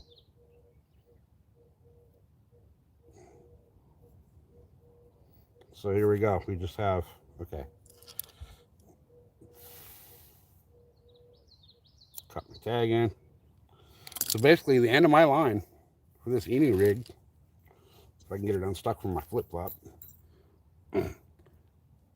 I don't know how well you can see that, but that's just, that's all it is. It's just a split ring tied to the end of the line. You can use whatever knot you want. I prefer the Palomar just because that's, you know, I have the most confidence in the Palomar knot for my my hook end. Now with the hook, your hook is just free floating on the line. So what you're going to do with this Inu rig is you're going to take your hook and you're going to match the eye of the hook up to the very first spot your line goes through your bait, measure it up, and then just kind of skin hook it. You don't hook all the way through the bait like you would with a Texas rig. You just kind of skin hook your bait, just basically subsurface with your hook, just enough to keep the bait on the hook. Damn it. Now I will tell you, when you make these Inu rigs like this, because there's nobody I know that sells a worm already fabricated up for the Inu rig. When you make this, the coffee straws seem to work the best for your tubing to go through your rig.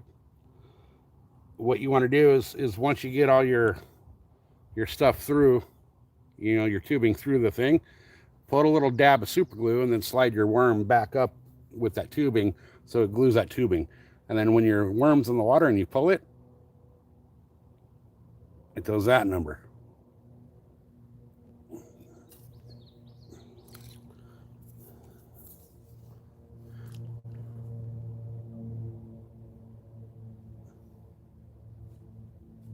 It kind of like scrunches the worm up in a way that most other Texas rigs don't do.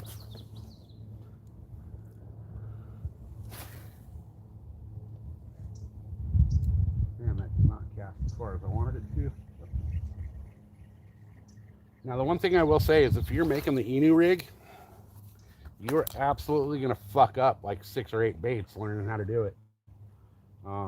You got to get your holes just in the right spot or it doesn't do that little squirm thing just right. So I would recommend the first few that you make, you just buy some cheap piece of shit curly tail worms from Walmart and practice on those. And then once you figure out what you're doing, then you can switch to your good plastics that you're going to use.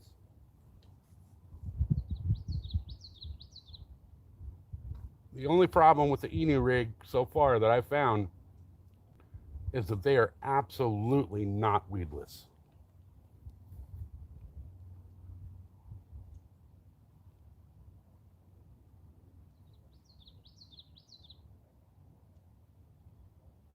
Like they will snag every fucking thing in their path. But you know, you have an exposed hook, so what would you expect?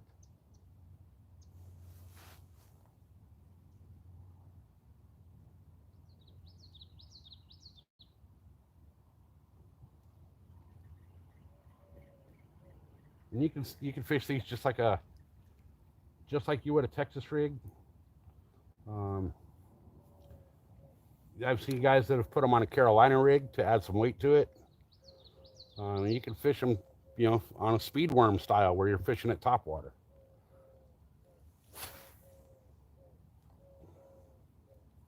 Okay, I'm not getting a good cast sitting down. I want the thing out in those toolies.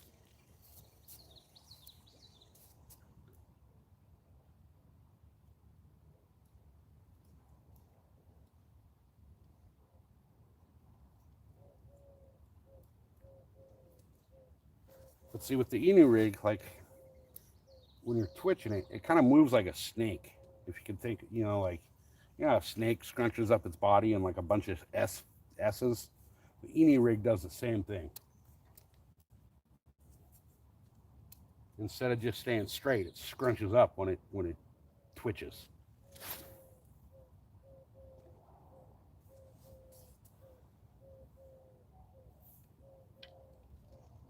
You know, I'm going to strip the line off here again.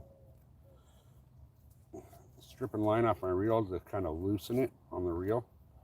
I just spooled this reel up the other day. I haven't fished it yet. Normally, what I would do when I just spool up a reel, you know, I got a boat, so most of the time I'm fishing off the boat.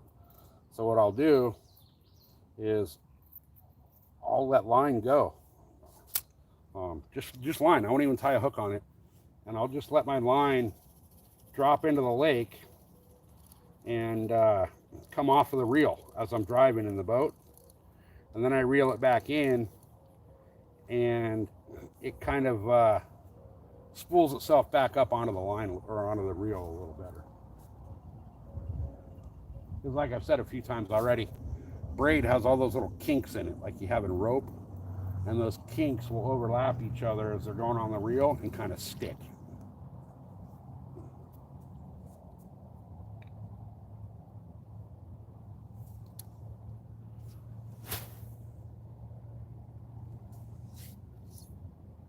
See, this reel doesn't, I'm not real happy with the way this thing casts.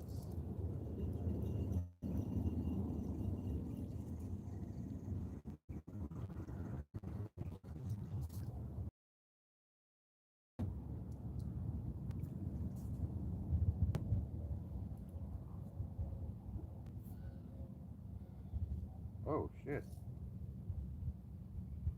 Huh. Well, hell. My Inu rig suffered a catastrophic failure here. The super glue didn't hold, and the tubing came out, which is kind of good because I can show you guys real quick what the tubing looks like. So I don't know how well you can see this, but it's just that little coffee straw. That's what goes through your bait.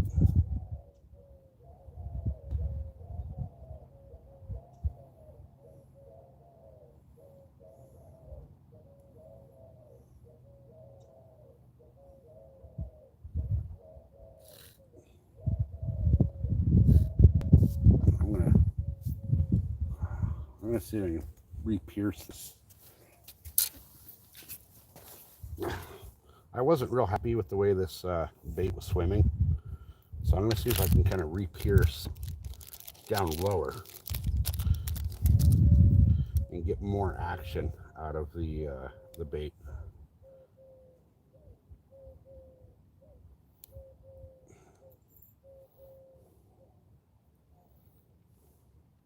So I just took a hook basically and fed the hook all the way through the bait, creating a hole through this bait farther down towards the tail. And hopefully that'll let me get this tubing to slip through. Otherwise, this bait's done for the day, and I'll have to. Oh, there. Oh, it's starting to go.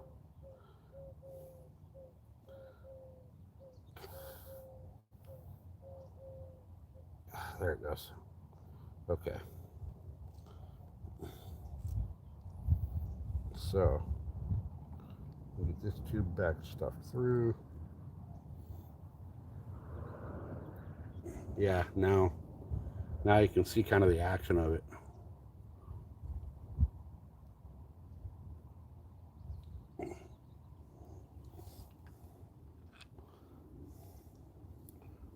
it'll,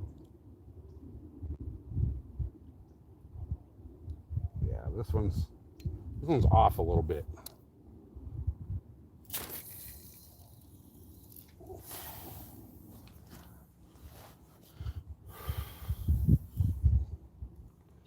I only brought 4 of those with me.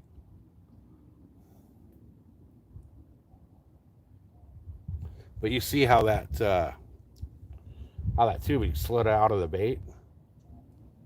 Apparently the super glue didn't hold that one too well.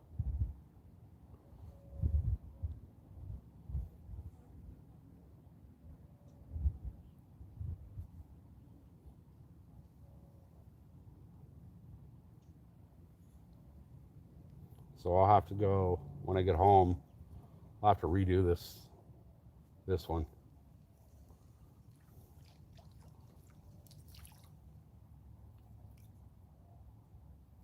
Yeah, it's not even holding through. You can see right there, everything came back through the head of that bait. So this one's done. I'm not even gonna throw that one back out there.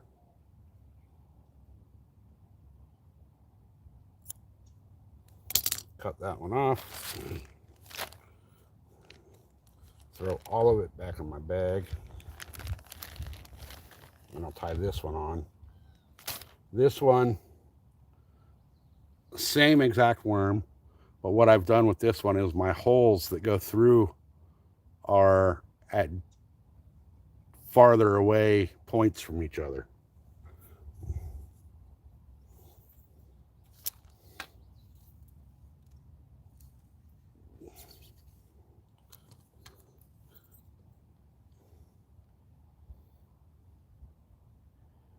So again, take your hook, go through from the front, right?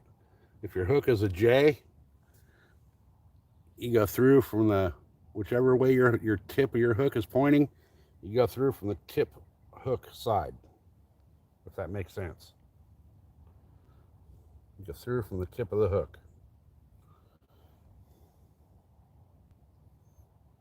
And then just thread your line through your bait, just like you would your shoelaces, left over right, right over left. If you start going in from your right-hand side of your bait, then your very last thing should come in from your right-hand side.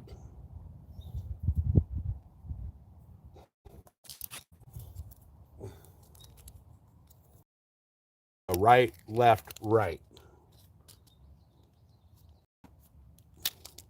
There's only 3 holes in your bait for the e-rig. Then you take your split ring, and like I said earlier, there's guys that'll use like a small like drop shot hook for the end. I don't know how well that works. People are doing it, so I'm assuming it's got to work. Take your split ring or your extra hook, or whatever you want to use, and you basically just tie that onto the end of your line as a stopper. Whatever your preferred knot is for, like I prefer the Palomar knot to tie whatever it is at the end of my line.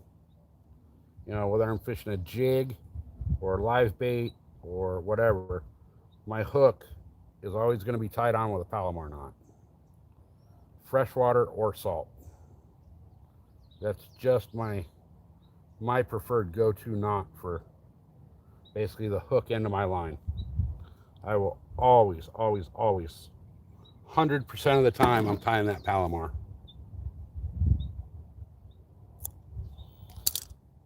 I've caught fish well over 100 pounds using the Palomar knot, so I have a lot of faith in it. Now, once the final step in rigging this up, again, your hook is free sliding on your line. You'll take the eye of your hook, you'll line it up to the first spot your line goes through that bait. You just kind of measure it out, see where that hook's going to lie, and then you skin hook that bait with your hook.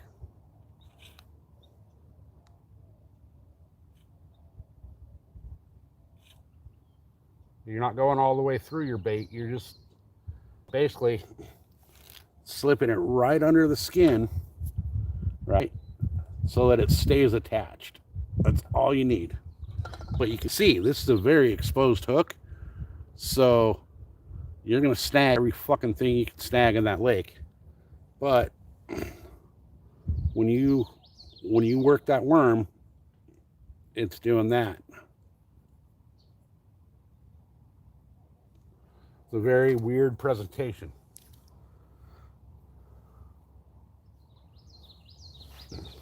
But it works. This lake I'm at right now is making a stupid fool out of me because it's not working.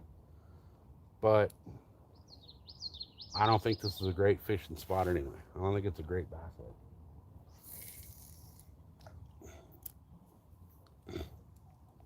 You just bounce that off the wall over at the boat dock or the boat ramp.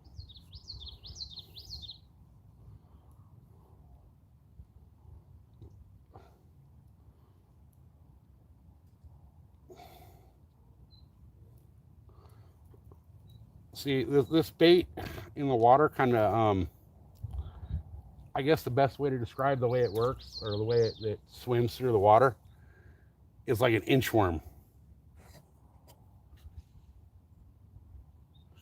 What's up, Tanya? Tanja, how you doing? I'm out here in the middle of the desert fishing in the fucking heat, sweating my ass off.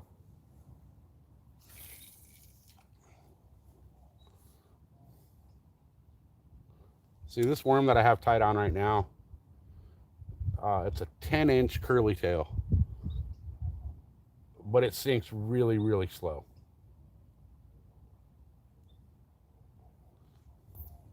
So I'll let it sink, hit the bottom, and just kind of give it a couple little twitches and let it sink back down. Just like you would your typical average Texas rig. Fish this the same way. It's just the way that worm's, basically weaves through the line. It gives it a way different action.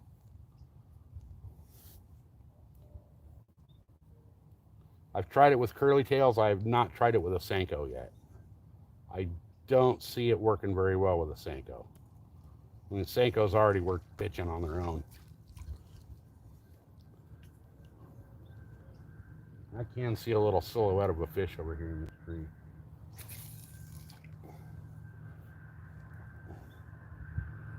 I'm straight lazy fishing. I'm just sitting here on the...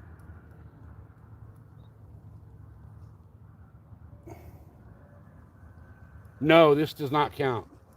You're absolutely right. This does not count. It's a fine, though, because I ain't catching shit.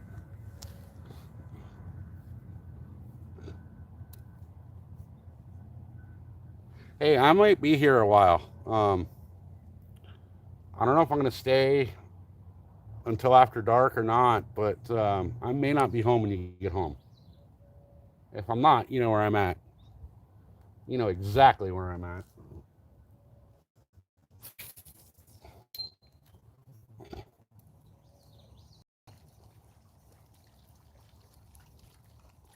There's a fish under that tree that you were casting into last time we were here.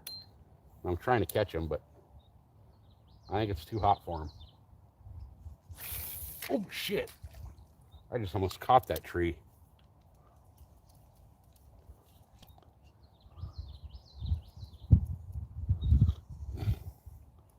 Oh, that's not right. You can't stop and get panned up. I'm not going to be there. No, go for it. If you want to stop, go for it. There's still a bunch of stuff in the fridge, too, that needs to be eaten.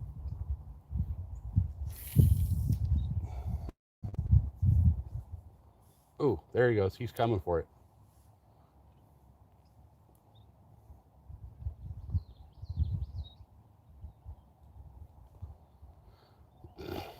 I went over to that other side on that little point, caddy corner from where we usually fish. And it's just full of trash over there. There's couches and file cabinets and all kinds of shit just thrown into the water right there.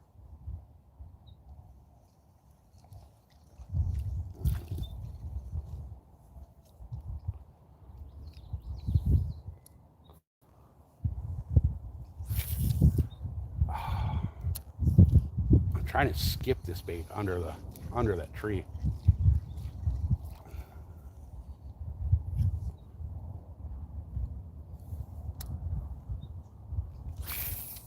There we go.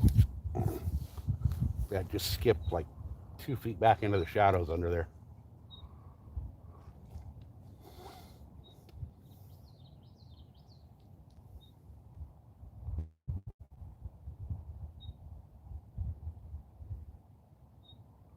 There's not even fish hitting the surface here.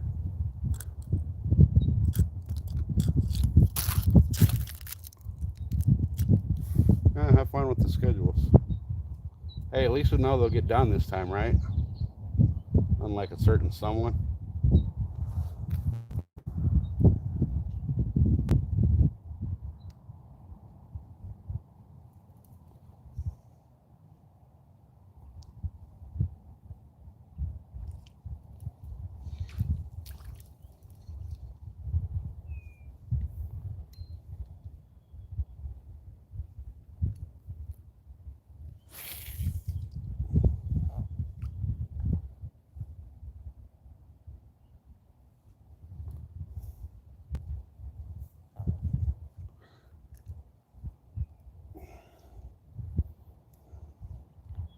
It's messed up. The wife jumps in here to tell me she's gonna stop and get fucking Chinese food on the way home, so I'm not gonna be there.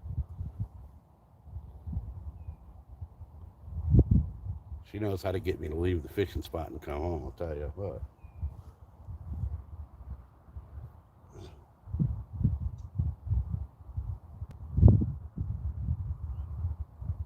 Oh, the breeze just picked up. That feels good.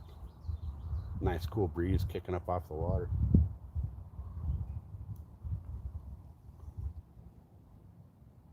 Feel even better if there was a goddamn fish in the bite.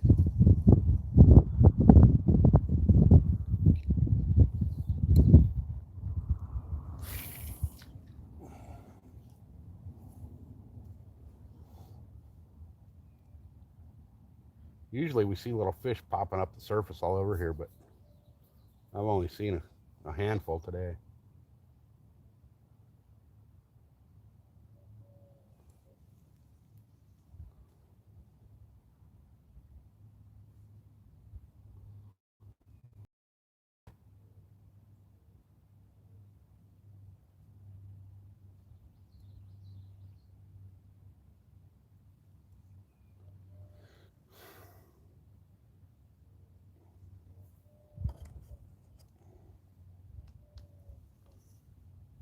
I don't want to jump in the water, but I freaking know that I'll get like some kind of weird oddball disease from the water.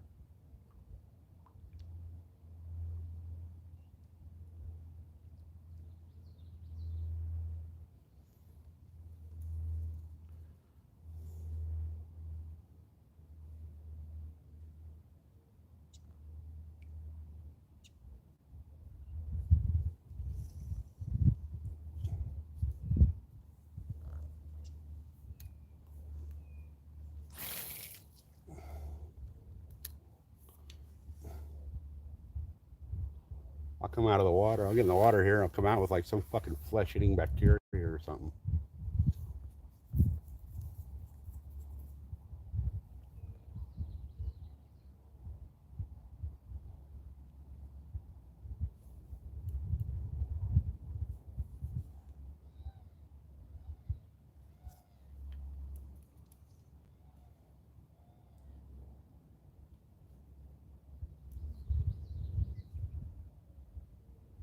There's just nothing happening in this side of the lake.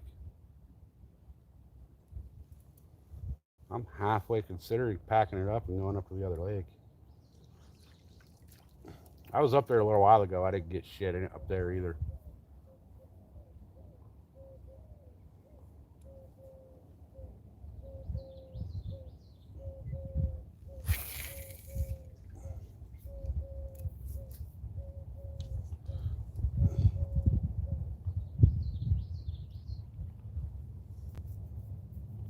I think this is more of a nighttime spot. You can catch a lot more fish here at night. Somebody's rolling down this road. Let's see if they try to give me shit. Oh no, they're out on the main road.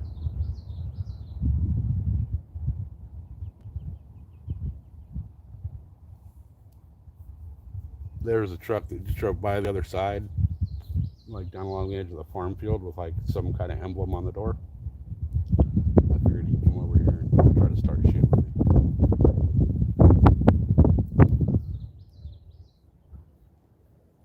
But I'm in a legal fishing spot. I'm fully licensed, and they can't say a damn thing about anything. They got nothing on me. They could try, but it won't work out well in their favor. I'm going to cast back towards these toolies. I just can't hit that far without weight.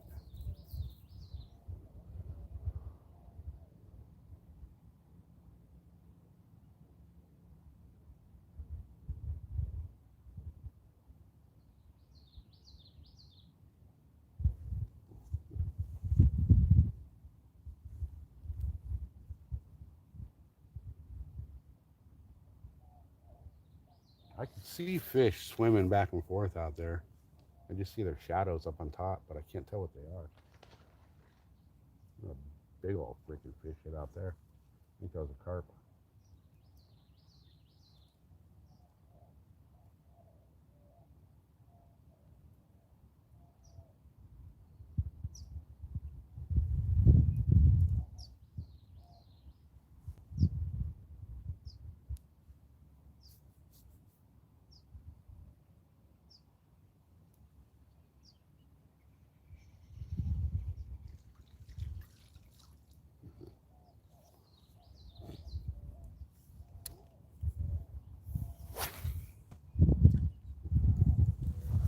Oh, come on.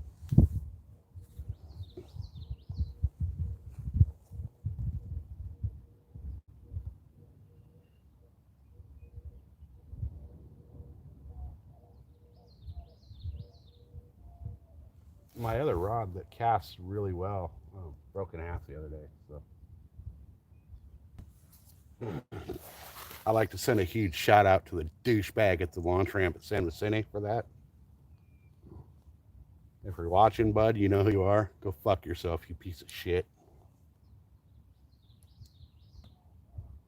Long story short, guys, the wife and I were out at the lake the other day, and some douchebag pulled his boat up on the there's the courtesy dock at the lake to where you're loading and unloading your boat. This guy pulled up right to the very front of the dock so nobody could get in front of him to back their trailer into the water. Well, my throttle on my boat right now is not working properly, so I gotta basically pull the boat onto the trailer with like a rope because I don't trust the throttle. Now, this dickhead wouldn't move his boat so I could get around him. So in the process of trying to get the boat up onto the trailer, I'd actually use the trolling motor to troll my boat around this dickhead who was blocking the boat ramp. And while getting off the boat into the water, one of my rods caught my flip-flop and fucking snapped it. My best rod that I had. And then this dude tries to like, oh, let me help you and all this shit. And I was like, dude, get the fuck out of my way. I actually, he was like, I have a system where the way I load my boat works perfect every time. And this dickhead's over here like trying to push and pull and all this shit on my boat. And I finally told him, get the fuck out of my way, get off my trailer. So it was, I think if the wife wasn't there, I probably would have punched the dude in the mouth. But she keeps reminding me that bail is expensive.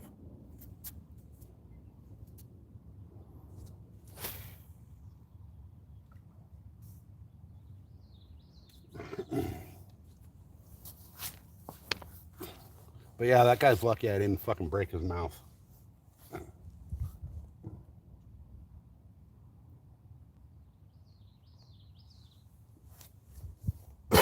I really wanted to punch him. especially after that rod broke. It took everything I had not to punch him.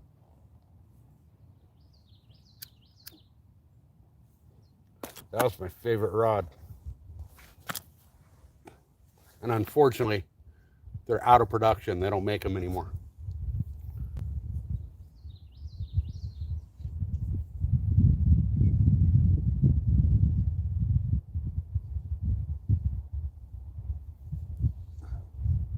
I even called the place I bought it from yesterday to see if they had any, like, that weren't advertised or something, you know, unsold or whatever. And they had a clearance sale on them and sold out. So unfortunately, I'll never be able to replace that rod.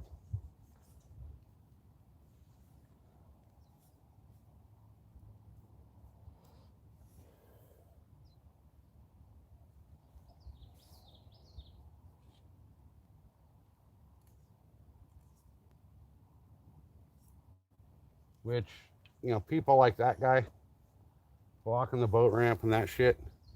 That's why I consider wakeboard boats the same as side by sides. They're lake cockroaches, whereas like the side by sides are the desert cockroaches.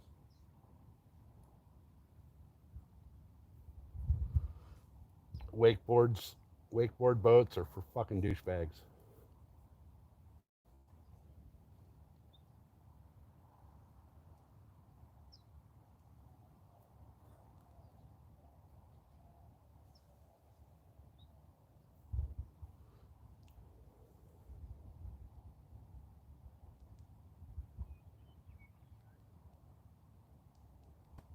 Yeah, well, I'm not catching shit down here. I've been here. Well, I've been live for 2 hours, and it's what time is it? It's a little after 1. It's what, 1:40? I've been here since about 11. So a little over 2.5 hours and not a single fish. Not even a catfish. And that's usually like they're usually biting really good down here. But I think that, oh, and as I say that, a little bluegill hit the surface over here.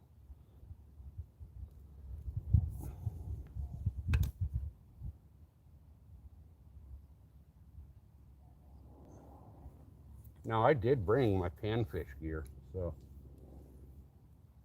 I could try to catch a bluegill.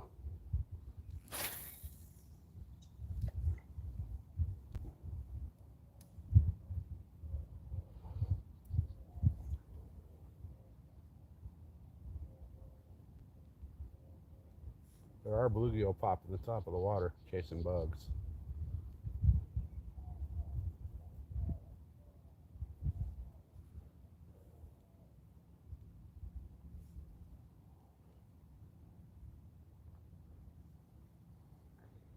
But I told myself for the bass today I was going to stick to my guns on what I was going to throw, and so far I have. I'm down to my last two worms that I created for the Enu rig, but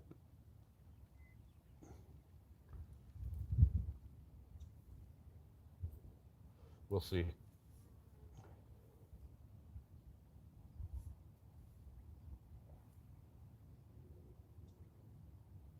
I don't know how long I'm going to stay out today. I may stay out for a long time. We don't know, but we'll see. That all depends on if I run out of water or not.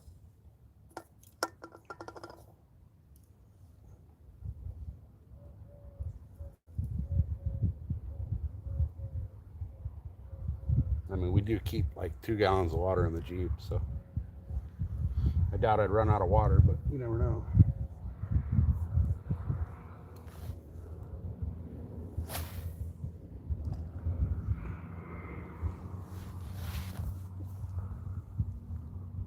So this tree right over my shoulders here kind of sticks out, but there's a little cove back there that I'm trying to like cast around the tree into that cove.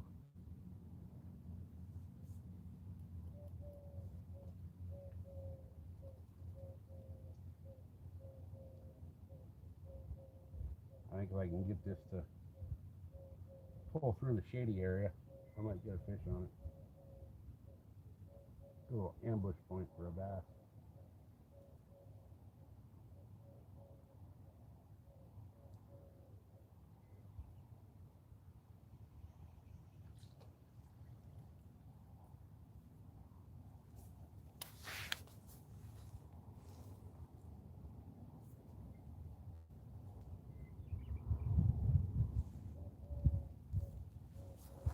Oh, that fucking rock is loose.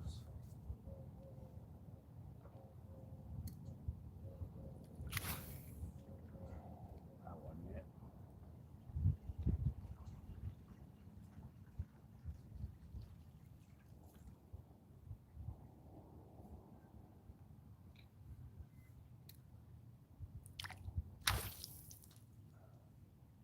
I'm not going to be able to hit where I want to hit.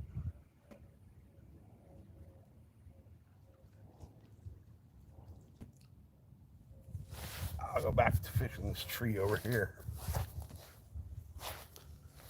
We have seen fish popping up over there, so I like to come down here with a big old freaking brush hog and clear out some of this brush and make some paths to the water.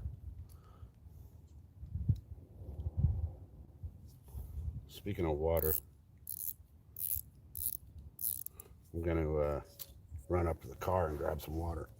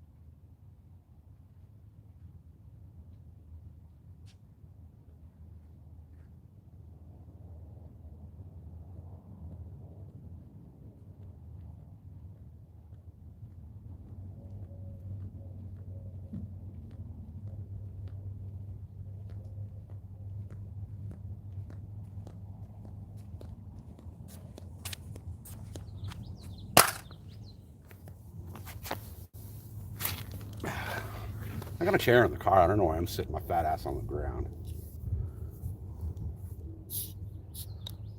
I was too lazy to carry the chair down here.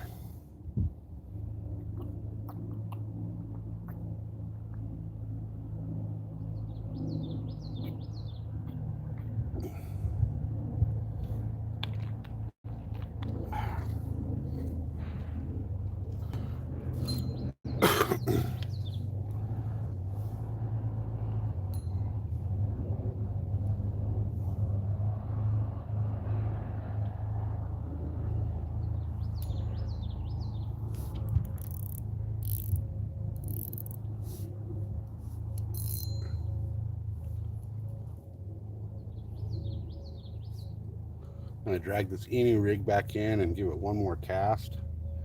And then after that, I brought my panfish gear down, so throw a little underspin for bluegill or something. If I can catch a bluegill, I'll hook his ass on a circle hook and throw him out there.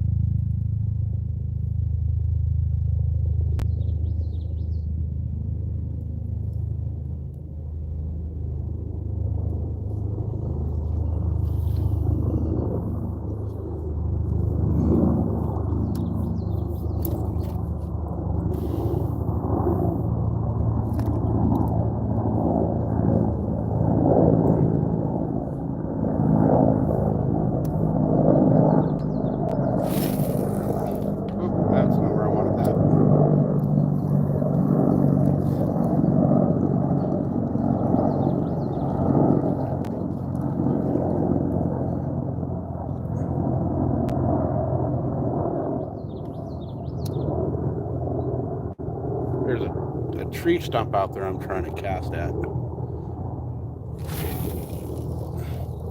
Oh, that was perfect. It was right where I wanted it. I'll just let that sink next to that stump. And I'll work it real slow.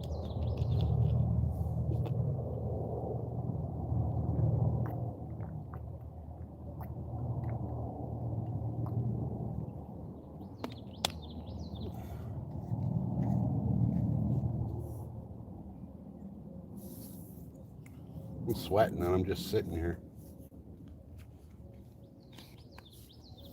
It's probably 95 degrees out here now.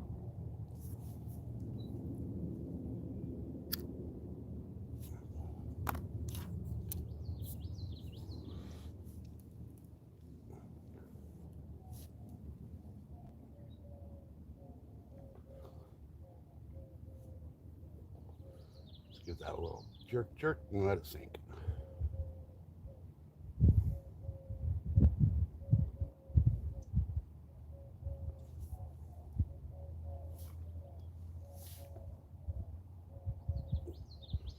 Twitch to twitch, let it sink. When I'm twitching it, I'm kind of twitching it up off the bottom and letting it flutter back down. And then twitch it up off the bottom and let it flutter back down.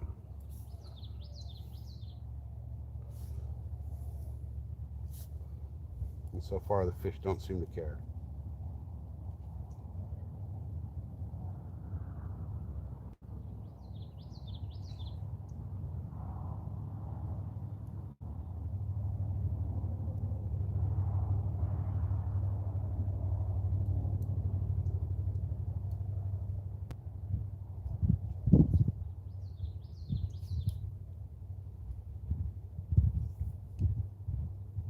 And I'll vary it. I'll give it a real light, subtle twitch, then I'll give it a big, huge jerk of a twitch.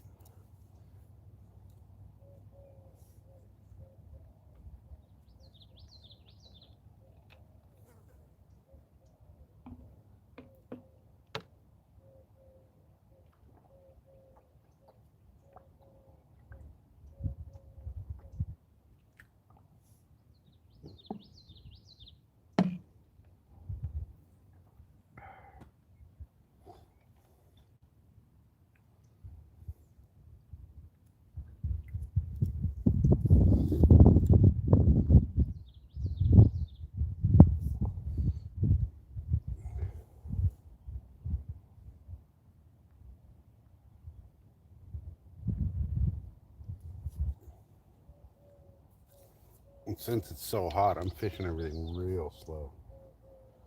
Like real slow. Like a couple twitches, and I'll just let it sit there for a while.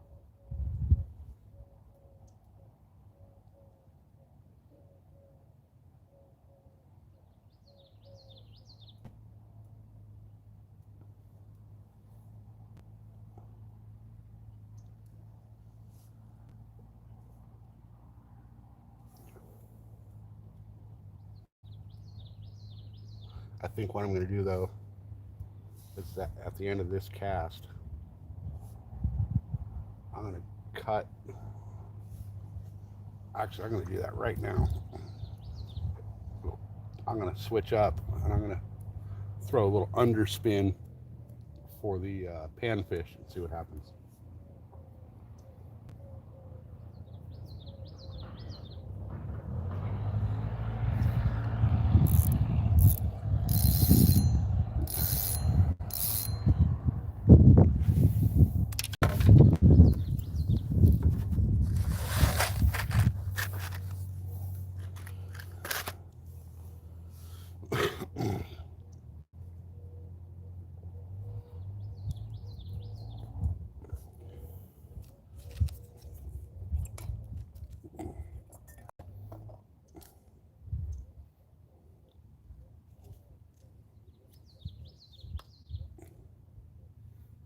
So, cut this off.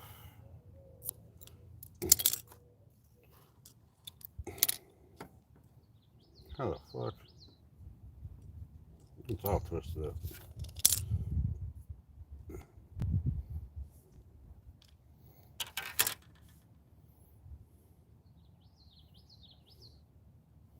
There we go.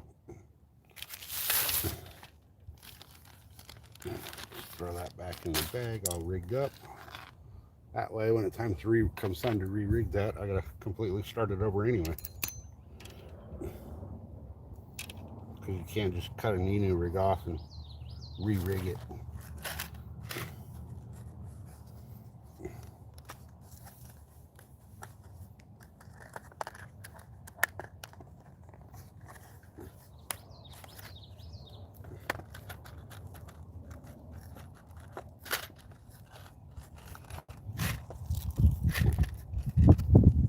Oh, come on.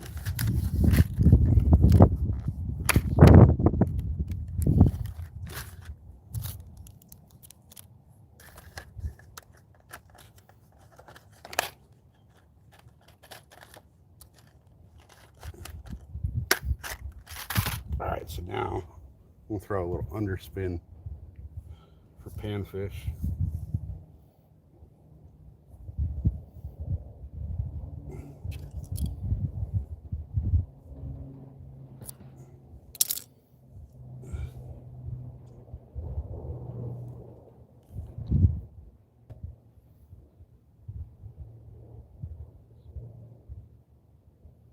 That eye of that hook is painted in.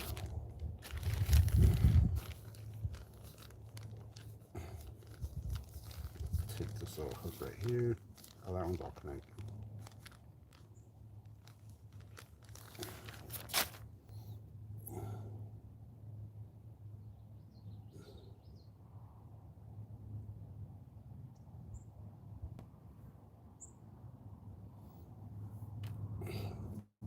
So we move that line through there.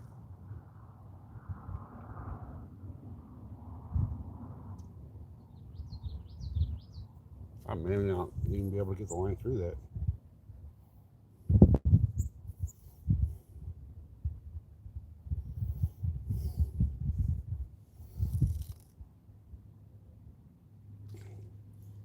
Well, as I say that, a freaking panfish jumps right there. Cindy, welcome. I'm in my catfishing spot. It's usually a nighttime spot, but I figured I'd come down here in the daytime. And I got a cat line soaking with a jumbo shrimp for bait. And I was going for bass, but they don't want to seem to come out and play. So I'm setting up, I keep seeing panfish jumping around. So I'm going to tie on and see if I can't catch a panfish, and just something to pull on the line.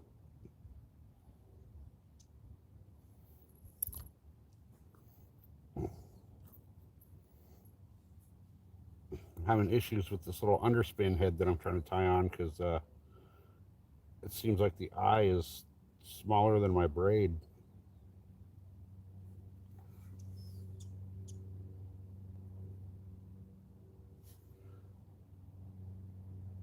That or I'm just blind as hell and can't see to get it through.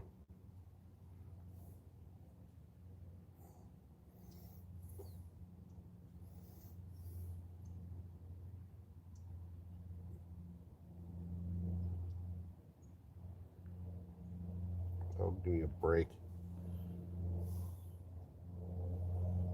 I need one of those little things for the sewing needle. A little thing you put through the needle and just pull the thread through. There we go. Finally got it. That eye is way too small to tie a Palomar knot, so I'll just have to tie the good old common fisherman's knot.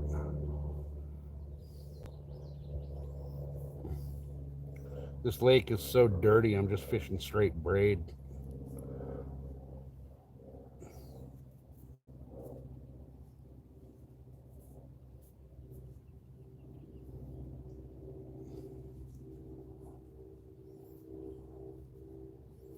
It's also like, I checked the thermometer in the car when I went up to get my water and my panfish kit, and it's a nice, cool, balmy 101 degrees out here right now. so hot that my pliers just burned my hand.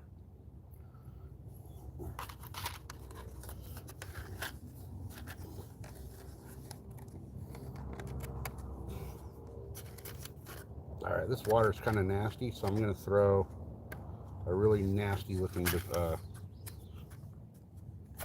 little thing on here.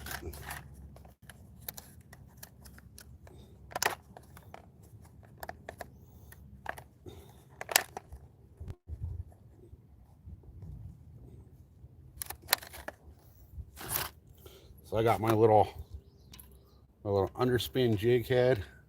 I'm going to throw this little guy on it. Whoops. Throw the little guy on the ground. I'll throw this little frog tail looking thing. See what happens. There's been, in the last little bit, there's been a bunch of panfish jumping around, so.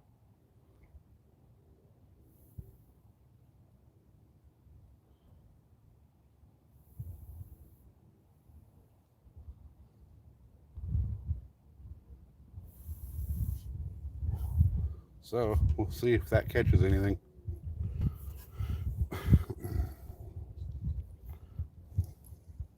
I might get lucky and it will. Then again, the way this day's been going, it won't. Whoops. That was a bad cast. Well, let me reel this in where I can see it and see what the action of it looks like, so I know how it's gonna fish. Oh yeah, that's got some good little action to it, and it matches the water. So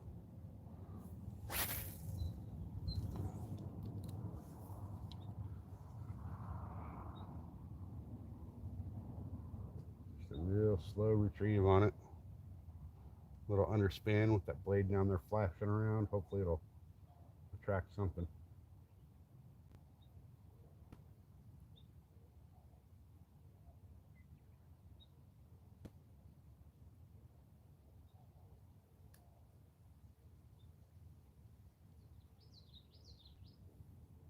This rod I'm using is a medium light, so it's really sensitive. Just this little tiny underspin, I can feel it coming through the water.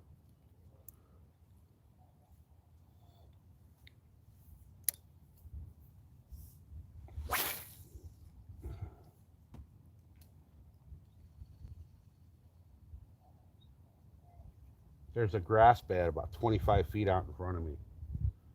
So I'm hoping if I run this just right above that grass bed, I'll snag something.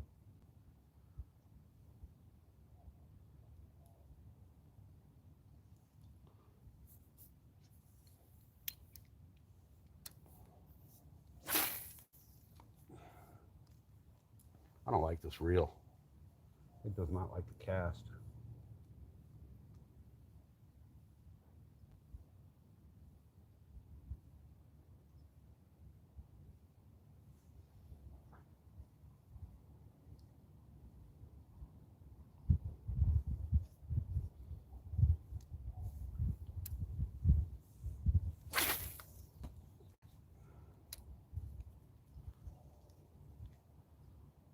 They've been snapping bugs off the surface. Let me see if we can keep this up higher, if we'll snap this.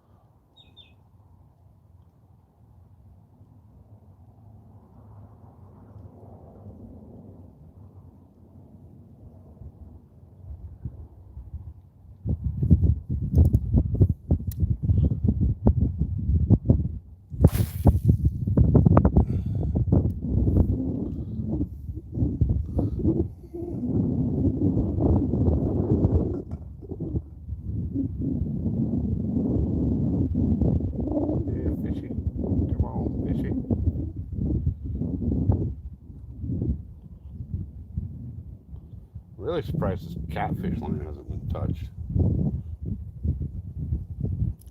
I figured something would have gone after it by now.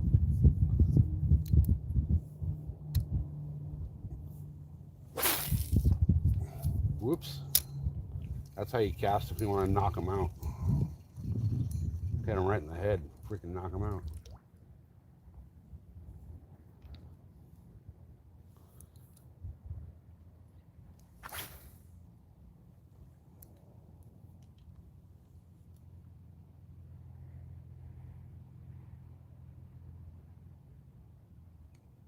I keep seeing little bluegill snap bugs off the surface, so.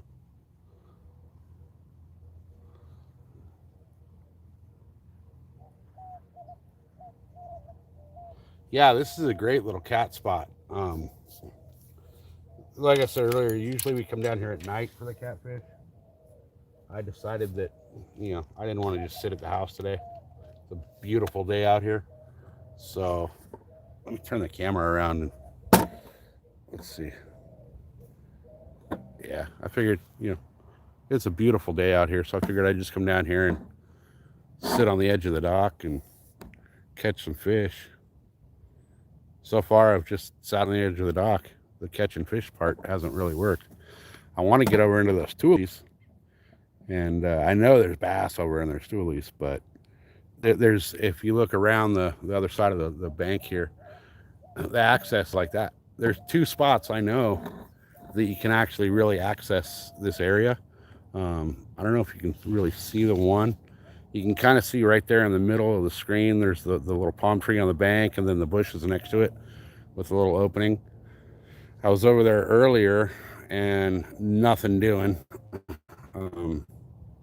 But some douchebag dumped a couch or two couches and a bunch of file cabinets and all kinds of crap over there too. But down that way, down that end of the lake, you see the stick popping out of the water there. There's a bunch of stick ups like that down there. You just can't really get to them unless you have a boat. And this is the boat ramp for this place. Let me get up off my ass here and kind of walk around and show you guys.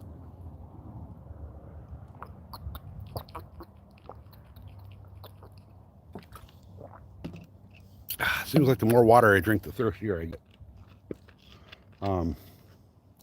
I really want to bring my boat down here, but I don't think this boat launch is wide enough. I don't think my boat would fit in the boat launch. But this is where I'm at. This is, it's like a big old concrete pad. But there's the boat launch. See how fucking small that is? My boat's too wide, it won't fit in there. Did you get anything yet? Not yet, man. What are you doing, sir? Nothing yet. Well, what kind of fish over here? So far, the only thing I've caught out of here is catfish. Oh, catfish? Yeah. But they're all What kind of bait you use? shrimp. Catfish, shrimp? Shrimp. A big one or small one? Oh. It's right there. Oh, nice. That's a perfect little hook, too. Yeah. Yeah, there's really, I haven't caught anything down here today. That before you cast, how big for that? Catfish? Yeah. Last one I caught out of here was like 15 pounds. Wow. That's huge. Yeah, he was, well, 3 of my feet. Do we need, So. they need a license? Yeah, oh yeah. It's a California license? Yeah, if you don't have a license, they're going to fine you at least $1,000. Sure. Minimum. What about permit? We need a permit too, or just Not license? here. Oh, Not okay. at this one. Oh, okay. Just license, fishing license. Yeah. Yeah. What's about the pond on that side? Can you fishing over there or no? The one right on the other side of the road here? Yes. Yeah, you can fish that. Oh, okay. Yeah, you can fish that. I see. You need a license there as well. Oh, okay. Anywhere you fish in California, it doesn't matter. You have to have a fishing Okay. license. Because I know like some of the lake they require a permit too. Most of them do. Yeah, but Most of them do. Not here. Not here. Oh, okay. Not here. There's very few lakes in California that don't require it. Oh, I see. There's a couple lakes that don't require a fishing license, but they're like, in a campground or, something like that where it's a private property. Okay. Yeah. Yeah. Yeah, but if you're fishing anything public, any public water, and you don't have a fishing license, and the fishing game finds you, it's $1,000 every time. $1,000 your first time, $1,500 your second, and then jail the third time. Oh shoot! So No joke around. no. And they can actually take all your gear as well. Oh, okay. They can confiscate everything. Yeah, so if you see a game warden and you don't have a fishing license, the worst thing you can do Run away? is run. That's the worst thing you can do.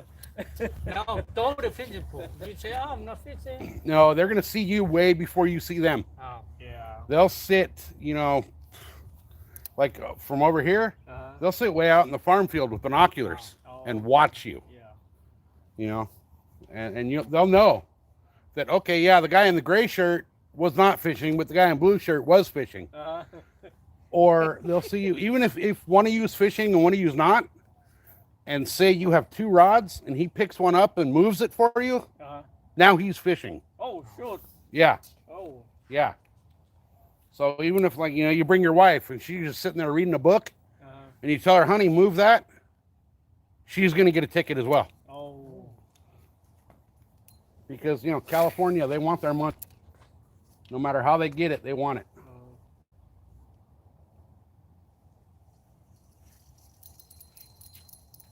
But they have blue wheel in here? Yeah. Yeah. I know there's carp, Uh-huh. bluegill, and catfish. Oh, okay. I haven't caught any bass here yet. Whoa. Okay. But I usually don't fish here in the daytime. Oh, So. nighttime. Yeah, usually at night.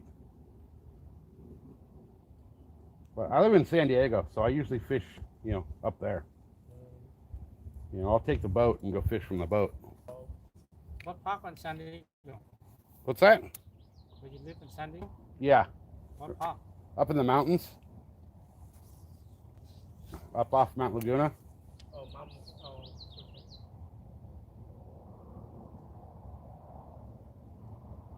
Yeah, I fish San Vicente and Murray a lot. Marie. And then El Capitan, they closed that down, so they're gonna fix the dam. So you can't go in there with a boat anymore. You can fish it from shore or in a kayak, but you can't fish it from a boat. All right, thank you. Thank you, Yep. sir. You have a good day. Yeah, you too, guys.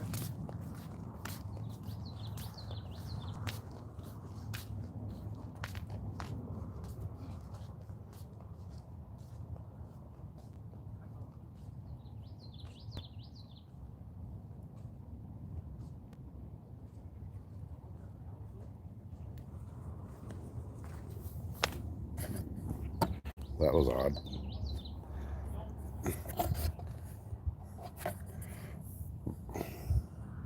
There's bluegill that keeps jumping around over here. Let's see if I can catch his ass.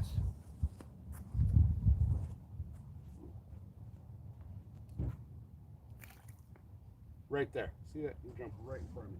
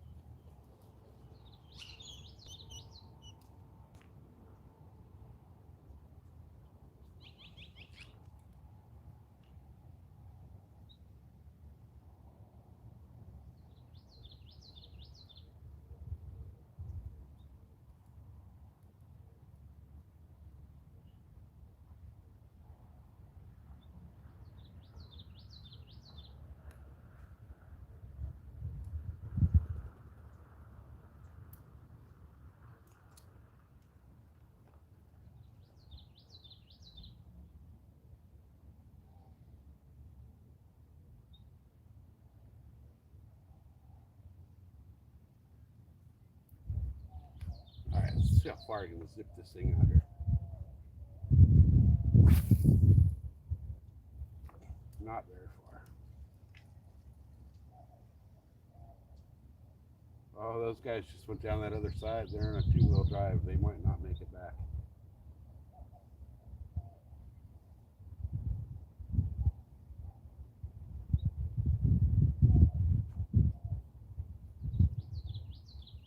They just took a two-wheel drive car down a road that turns into a goat trail.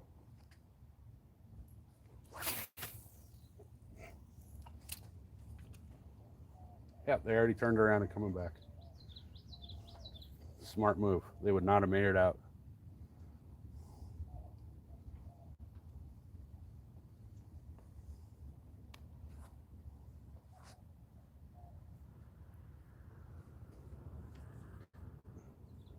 Man, there's just nothing doing here today. No bass, no catfish, no panfish. It's probably too hot.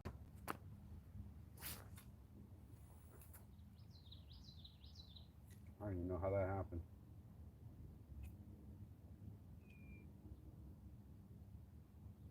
How's that even happen?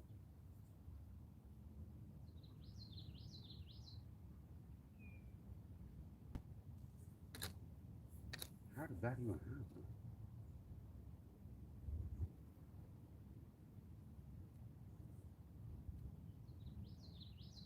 That's weird.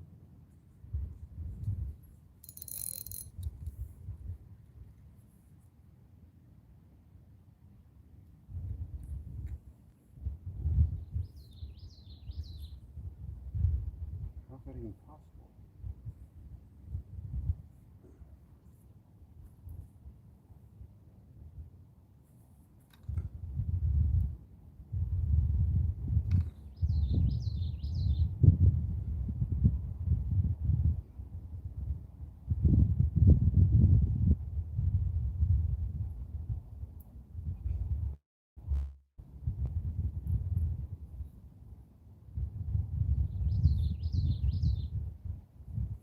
How the hell was that happening?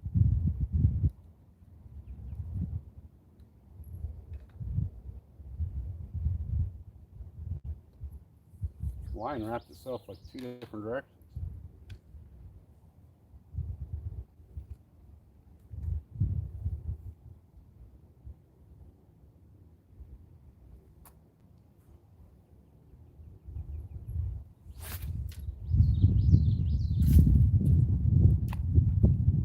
Look at that shit.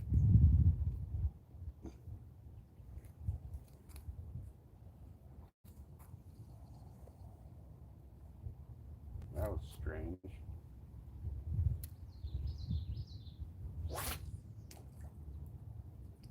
There's a backlash in my freaking spinning reel. I don't even know how that happened.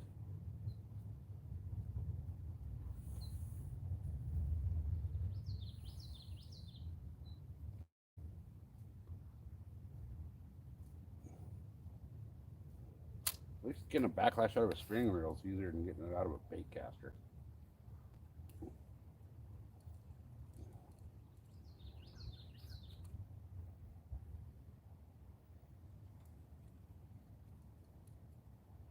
That explains why my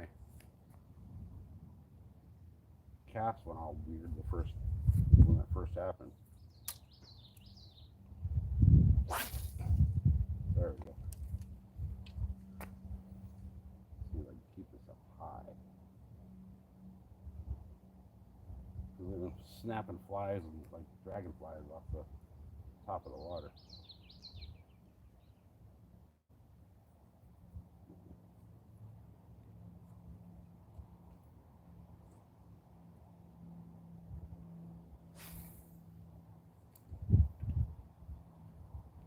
I should have brought my little ultralight rod. That would have harmed these little baits.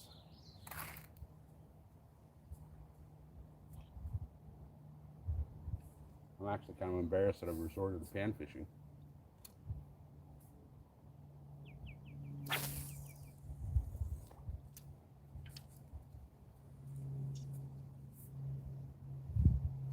I just know the only activity I've seen on this lake today is panfish.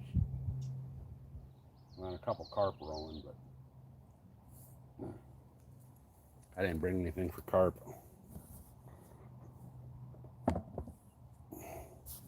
Oh, that ground is hot.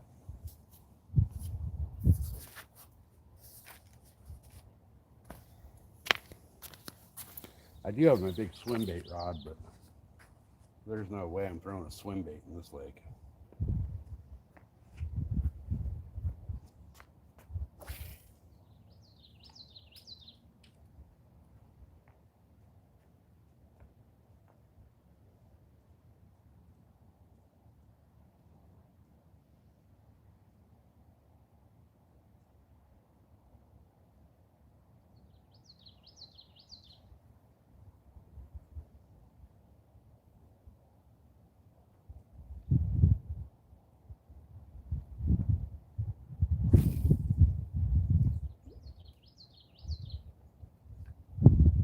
I'm half tempted to run up to the little gas station thing and buy some night crawlers.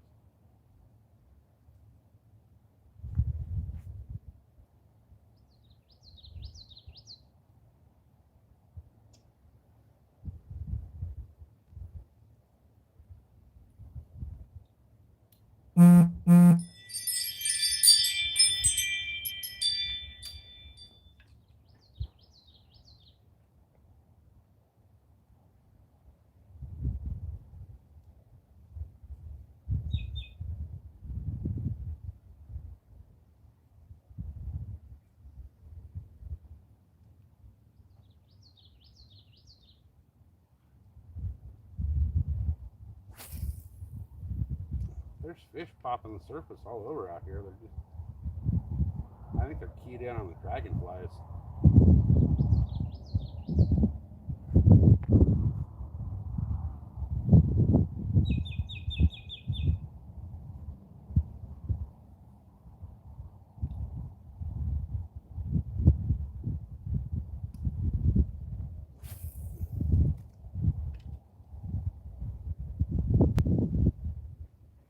There's this grass bed out here like 25 feet out. And I really think that I know the panfish are congregating around the grass bed, but I don't know if there's any predators around there that are chasing the panfish.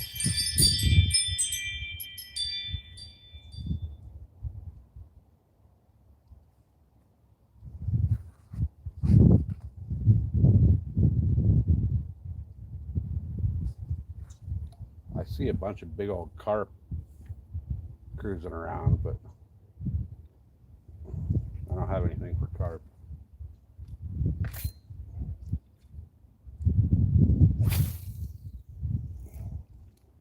I could go up and buy some bread at the store or a can of corn. But that means packing everything up and driving up there.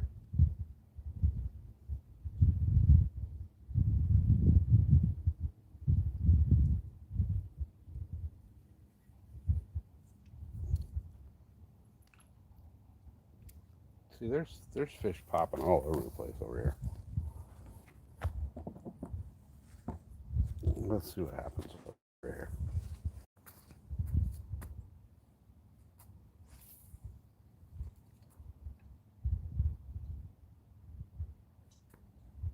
Fishy.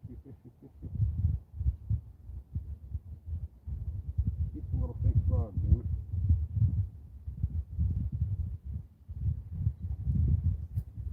You know what I'm gonna do? I'm gonna do something crazy here.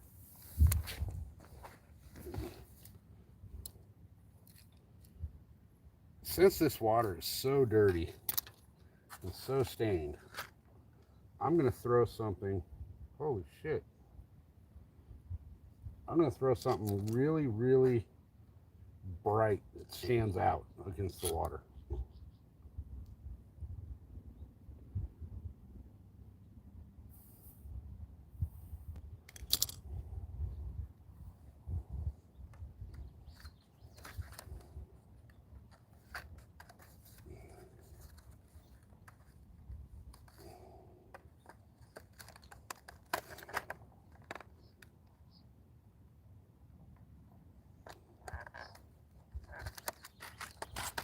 throw this really bright little like chartreuse green frog.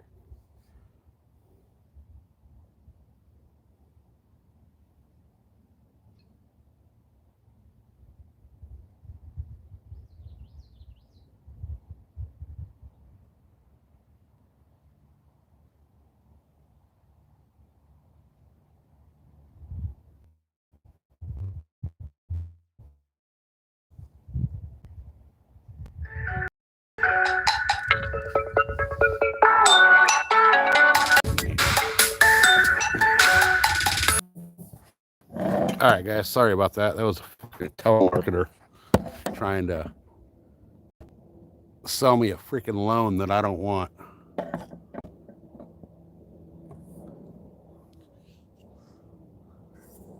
Hey, Ian. Why don't you go fuck your mom? Tell you what, Ian. Fuck you, dude.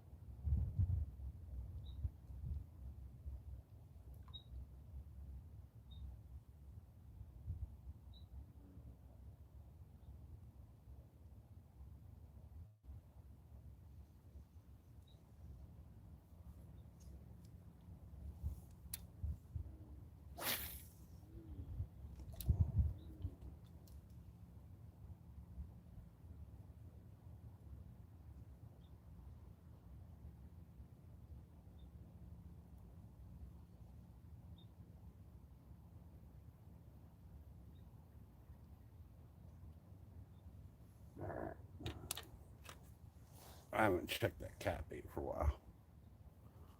Hey, competitive angler. Good to see you, man. It's going shitty. I haven't caught nothing all day.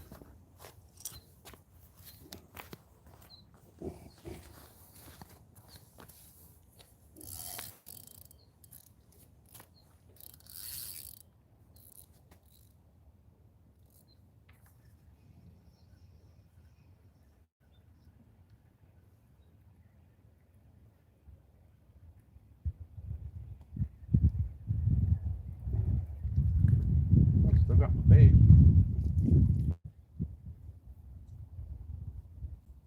Nothing's even looking at it.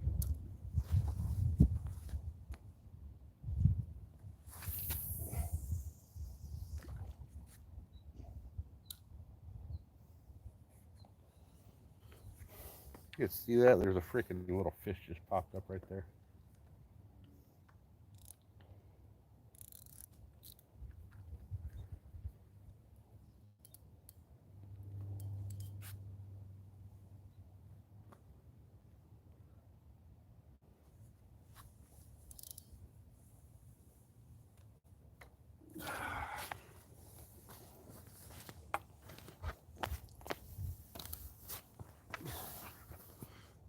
The rod holder I got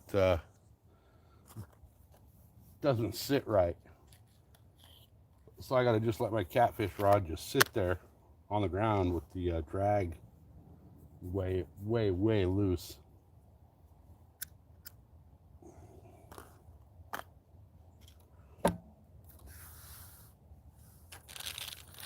Should actually move it over here where I can actually reach it.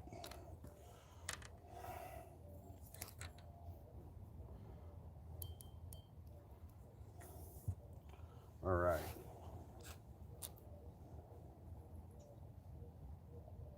I've been out here about 2.5, 3 hours. Well, probably about 3 hours now at least. And not even a single bite. But then again, it's hot. The weather today is different than it's been the last few days. The last few days, the winds have been blowing here, 30, 40 plus miles an hour. Today we have just a slight breeze and bluebird skies. So things are gonna, change a little bit with that weather pattern, but we'll see. There's panfish that have been starting to pop up around the surface, so maybe I can catch one of those and tie his ass on a hook.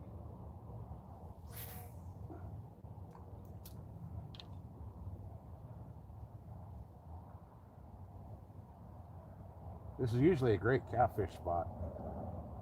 I just think the sun's too bright and the weather patterns have changed too much the last couple days. So they're kind of not having it.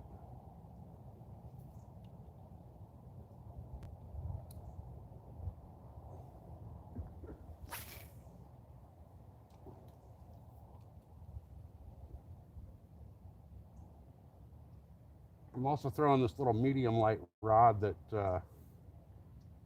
my favorite two rods got broken on Saturday at the lake. So I'm throwing a rod that I normally don't ever use, and I'm not happy with the reel. It casts like shit.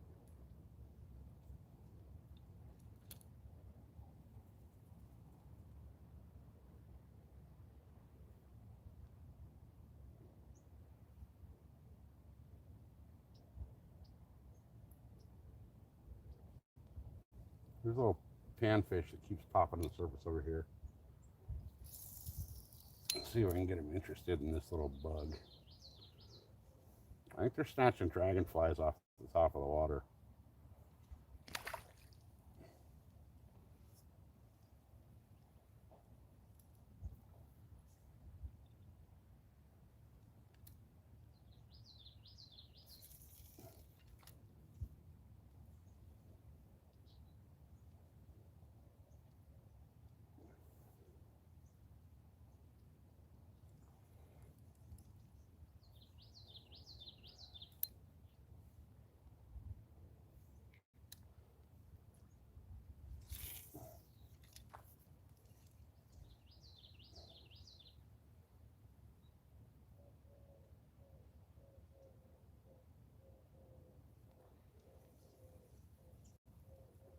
I'm seriously considering just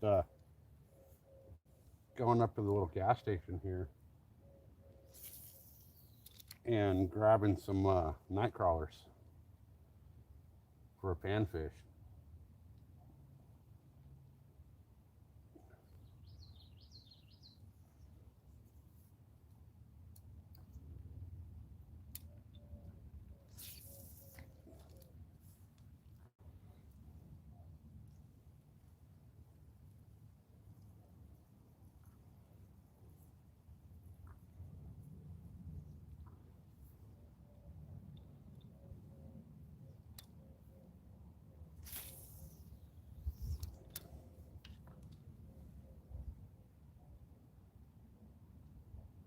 I think the panfish are keyed in on topwater bugs right now.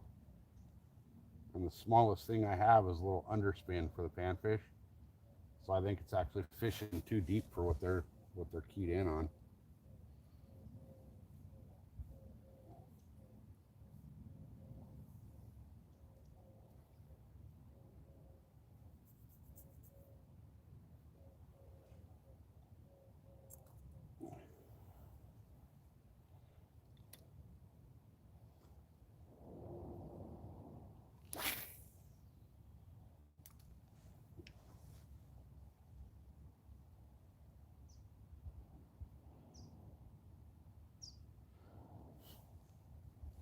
We'll see what I can get though. I'm not going to give up.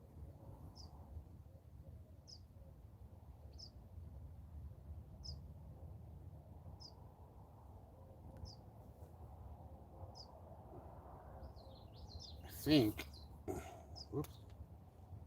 I think I have some little mosquito hooks. I can take one of these little trailers that I have. And I'm going to try to top water that if I have these mosquito hooks.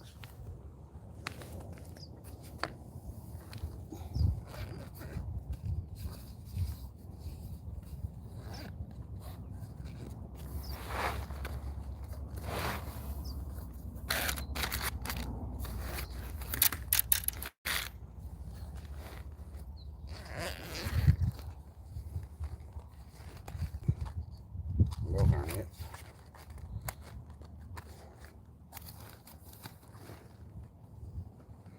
Did I not bring those?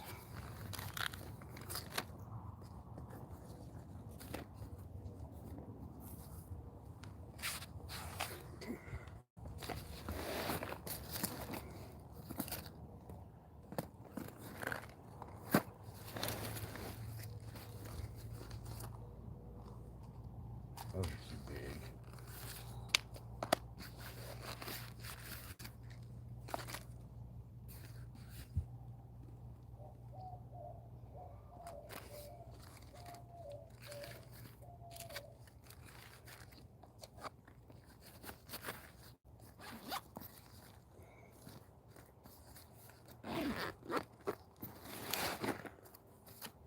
Yeah, I didn't bring them.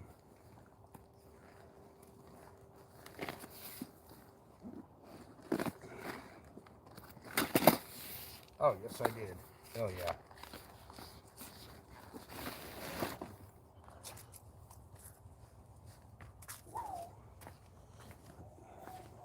All right, I do have the mosquito hooks. So, cut this little underspin off and tie on a little mosquito hook and throw in basically just one of my little jig trailers for my underspins.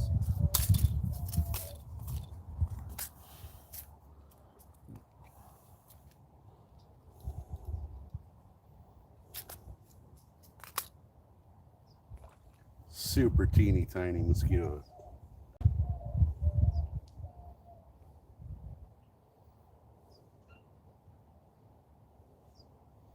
That's actually so small the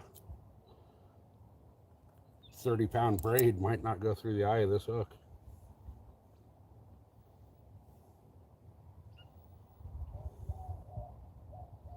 We'll see here. Oh, it went. All right. Definitely too small for a Palomar knot, though.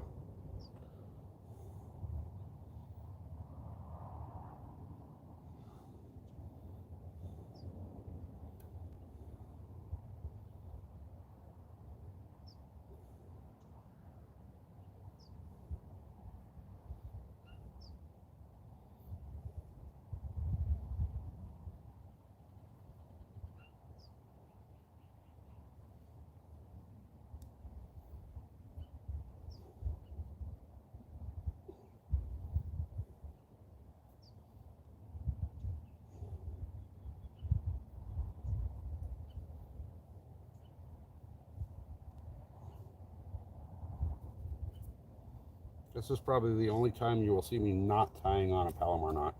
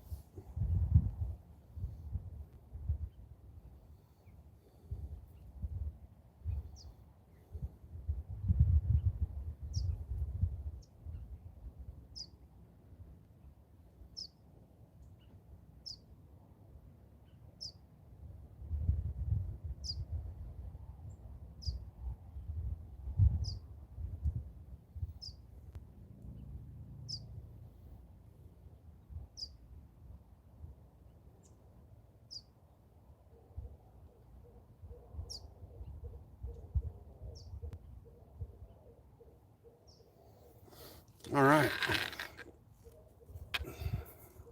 Let's see what this little bug looking thing will do. It might be too light to even cast.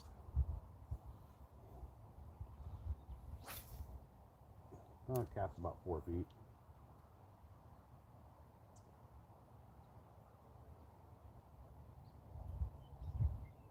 Great little action to this thing.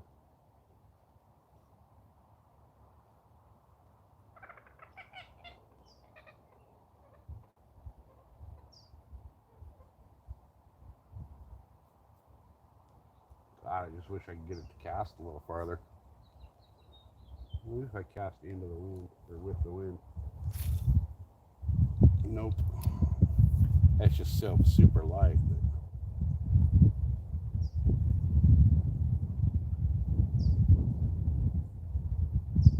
That thing is such a cool little action. You twitch it and it kind of like, it almost does like a little jerk bait and then a circle.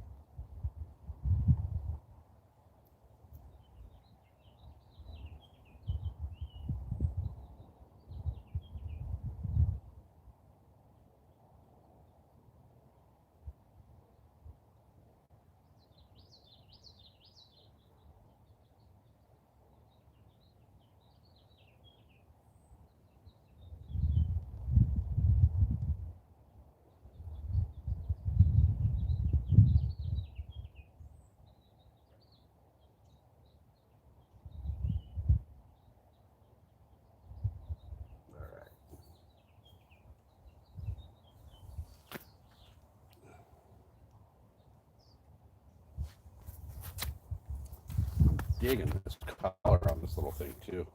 I don't know how well you guys can see that, but it's like this little weird orange chartreuse.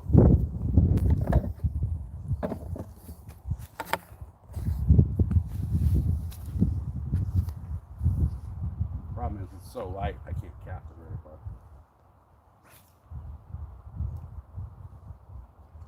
I mean, that's probably 10 feet off the dock.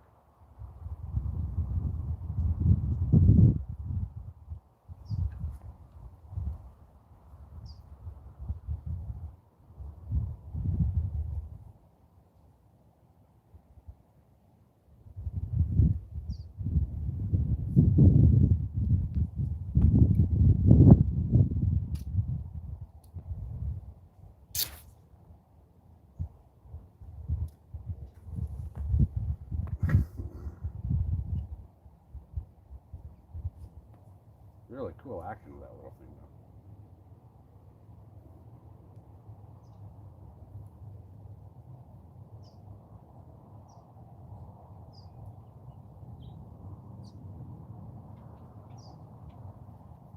It's got an action of like a frog mixed with a jerkbait.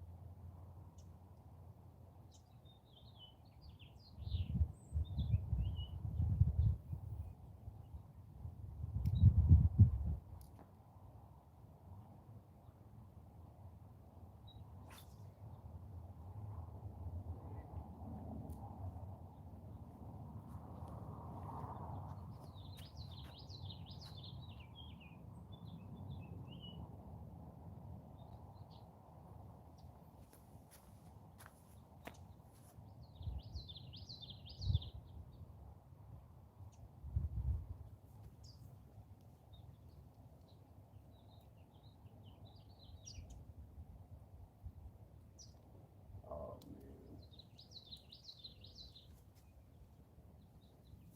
I almost wish I could cast this thing out a little farther.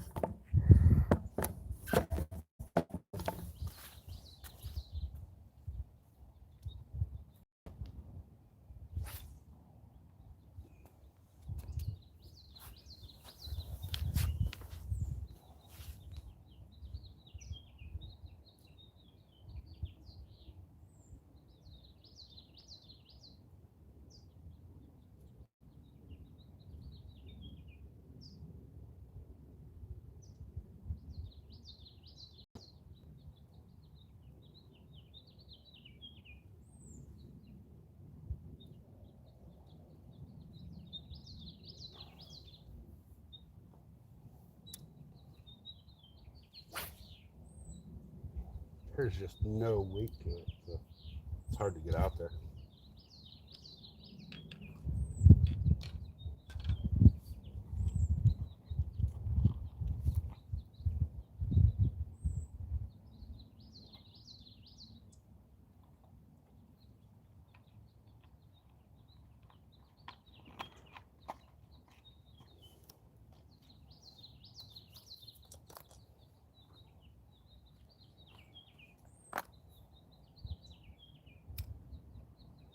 I could probably put a little bigger hook on it and get a little more weight to it, but I think that'd be more detrimental than anything.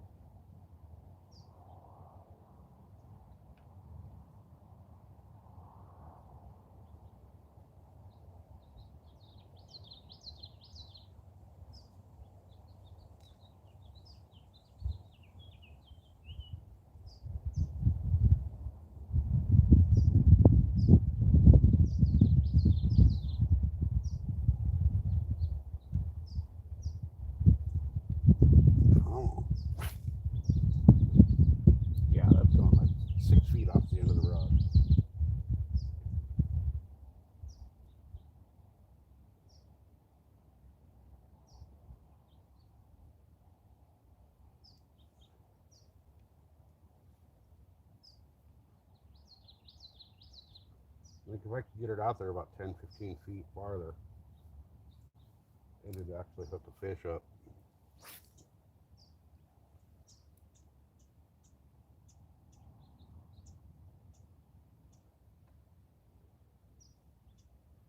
I'm noticing too with this bait that depending on how it hits the water, it either sinks or floats.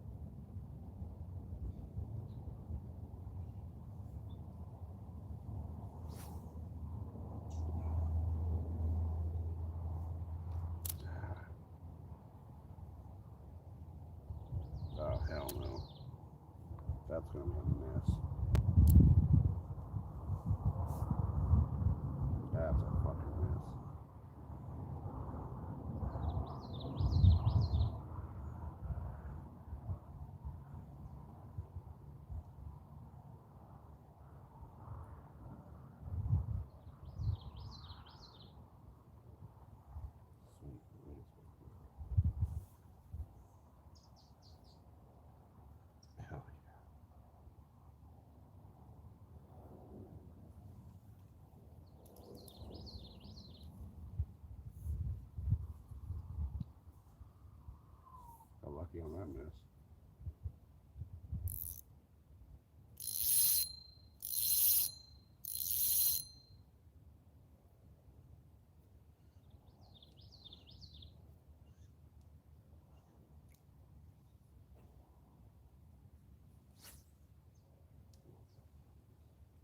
There we go. That's the ticket to casting that thing. Okay.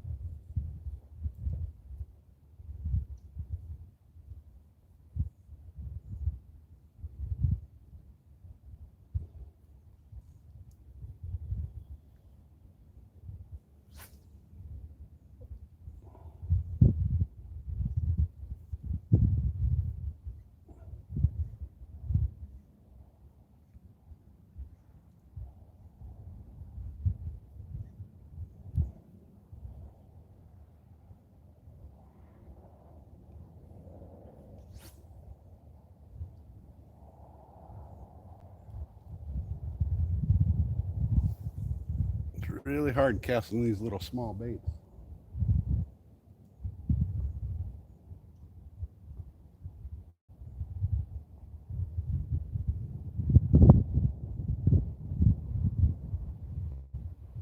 Oh shit, biting today though.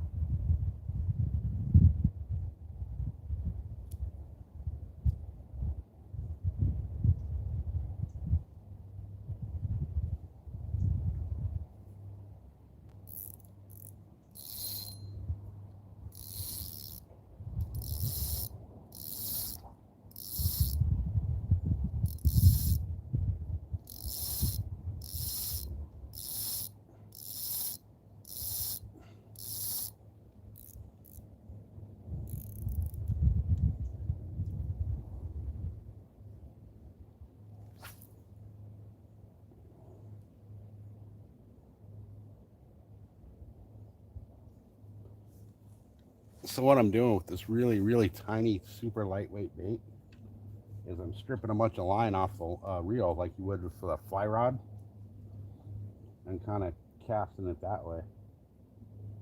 And I'm able to get about 6 or 8 more feet out of the cast.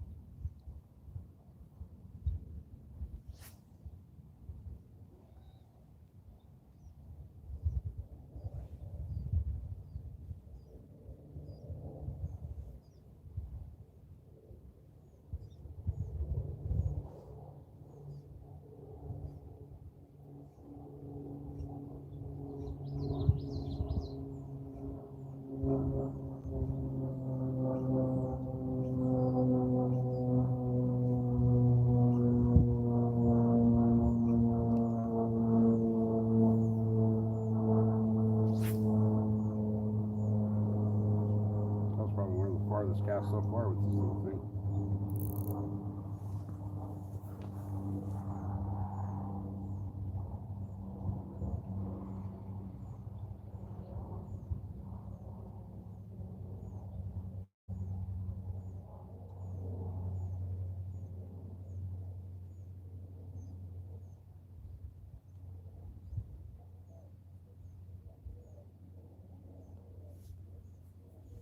Really surprised this catfish rod hasn't got anything yet.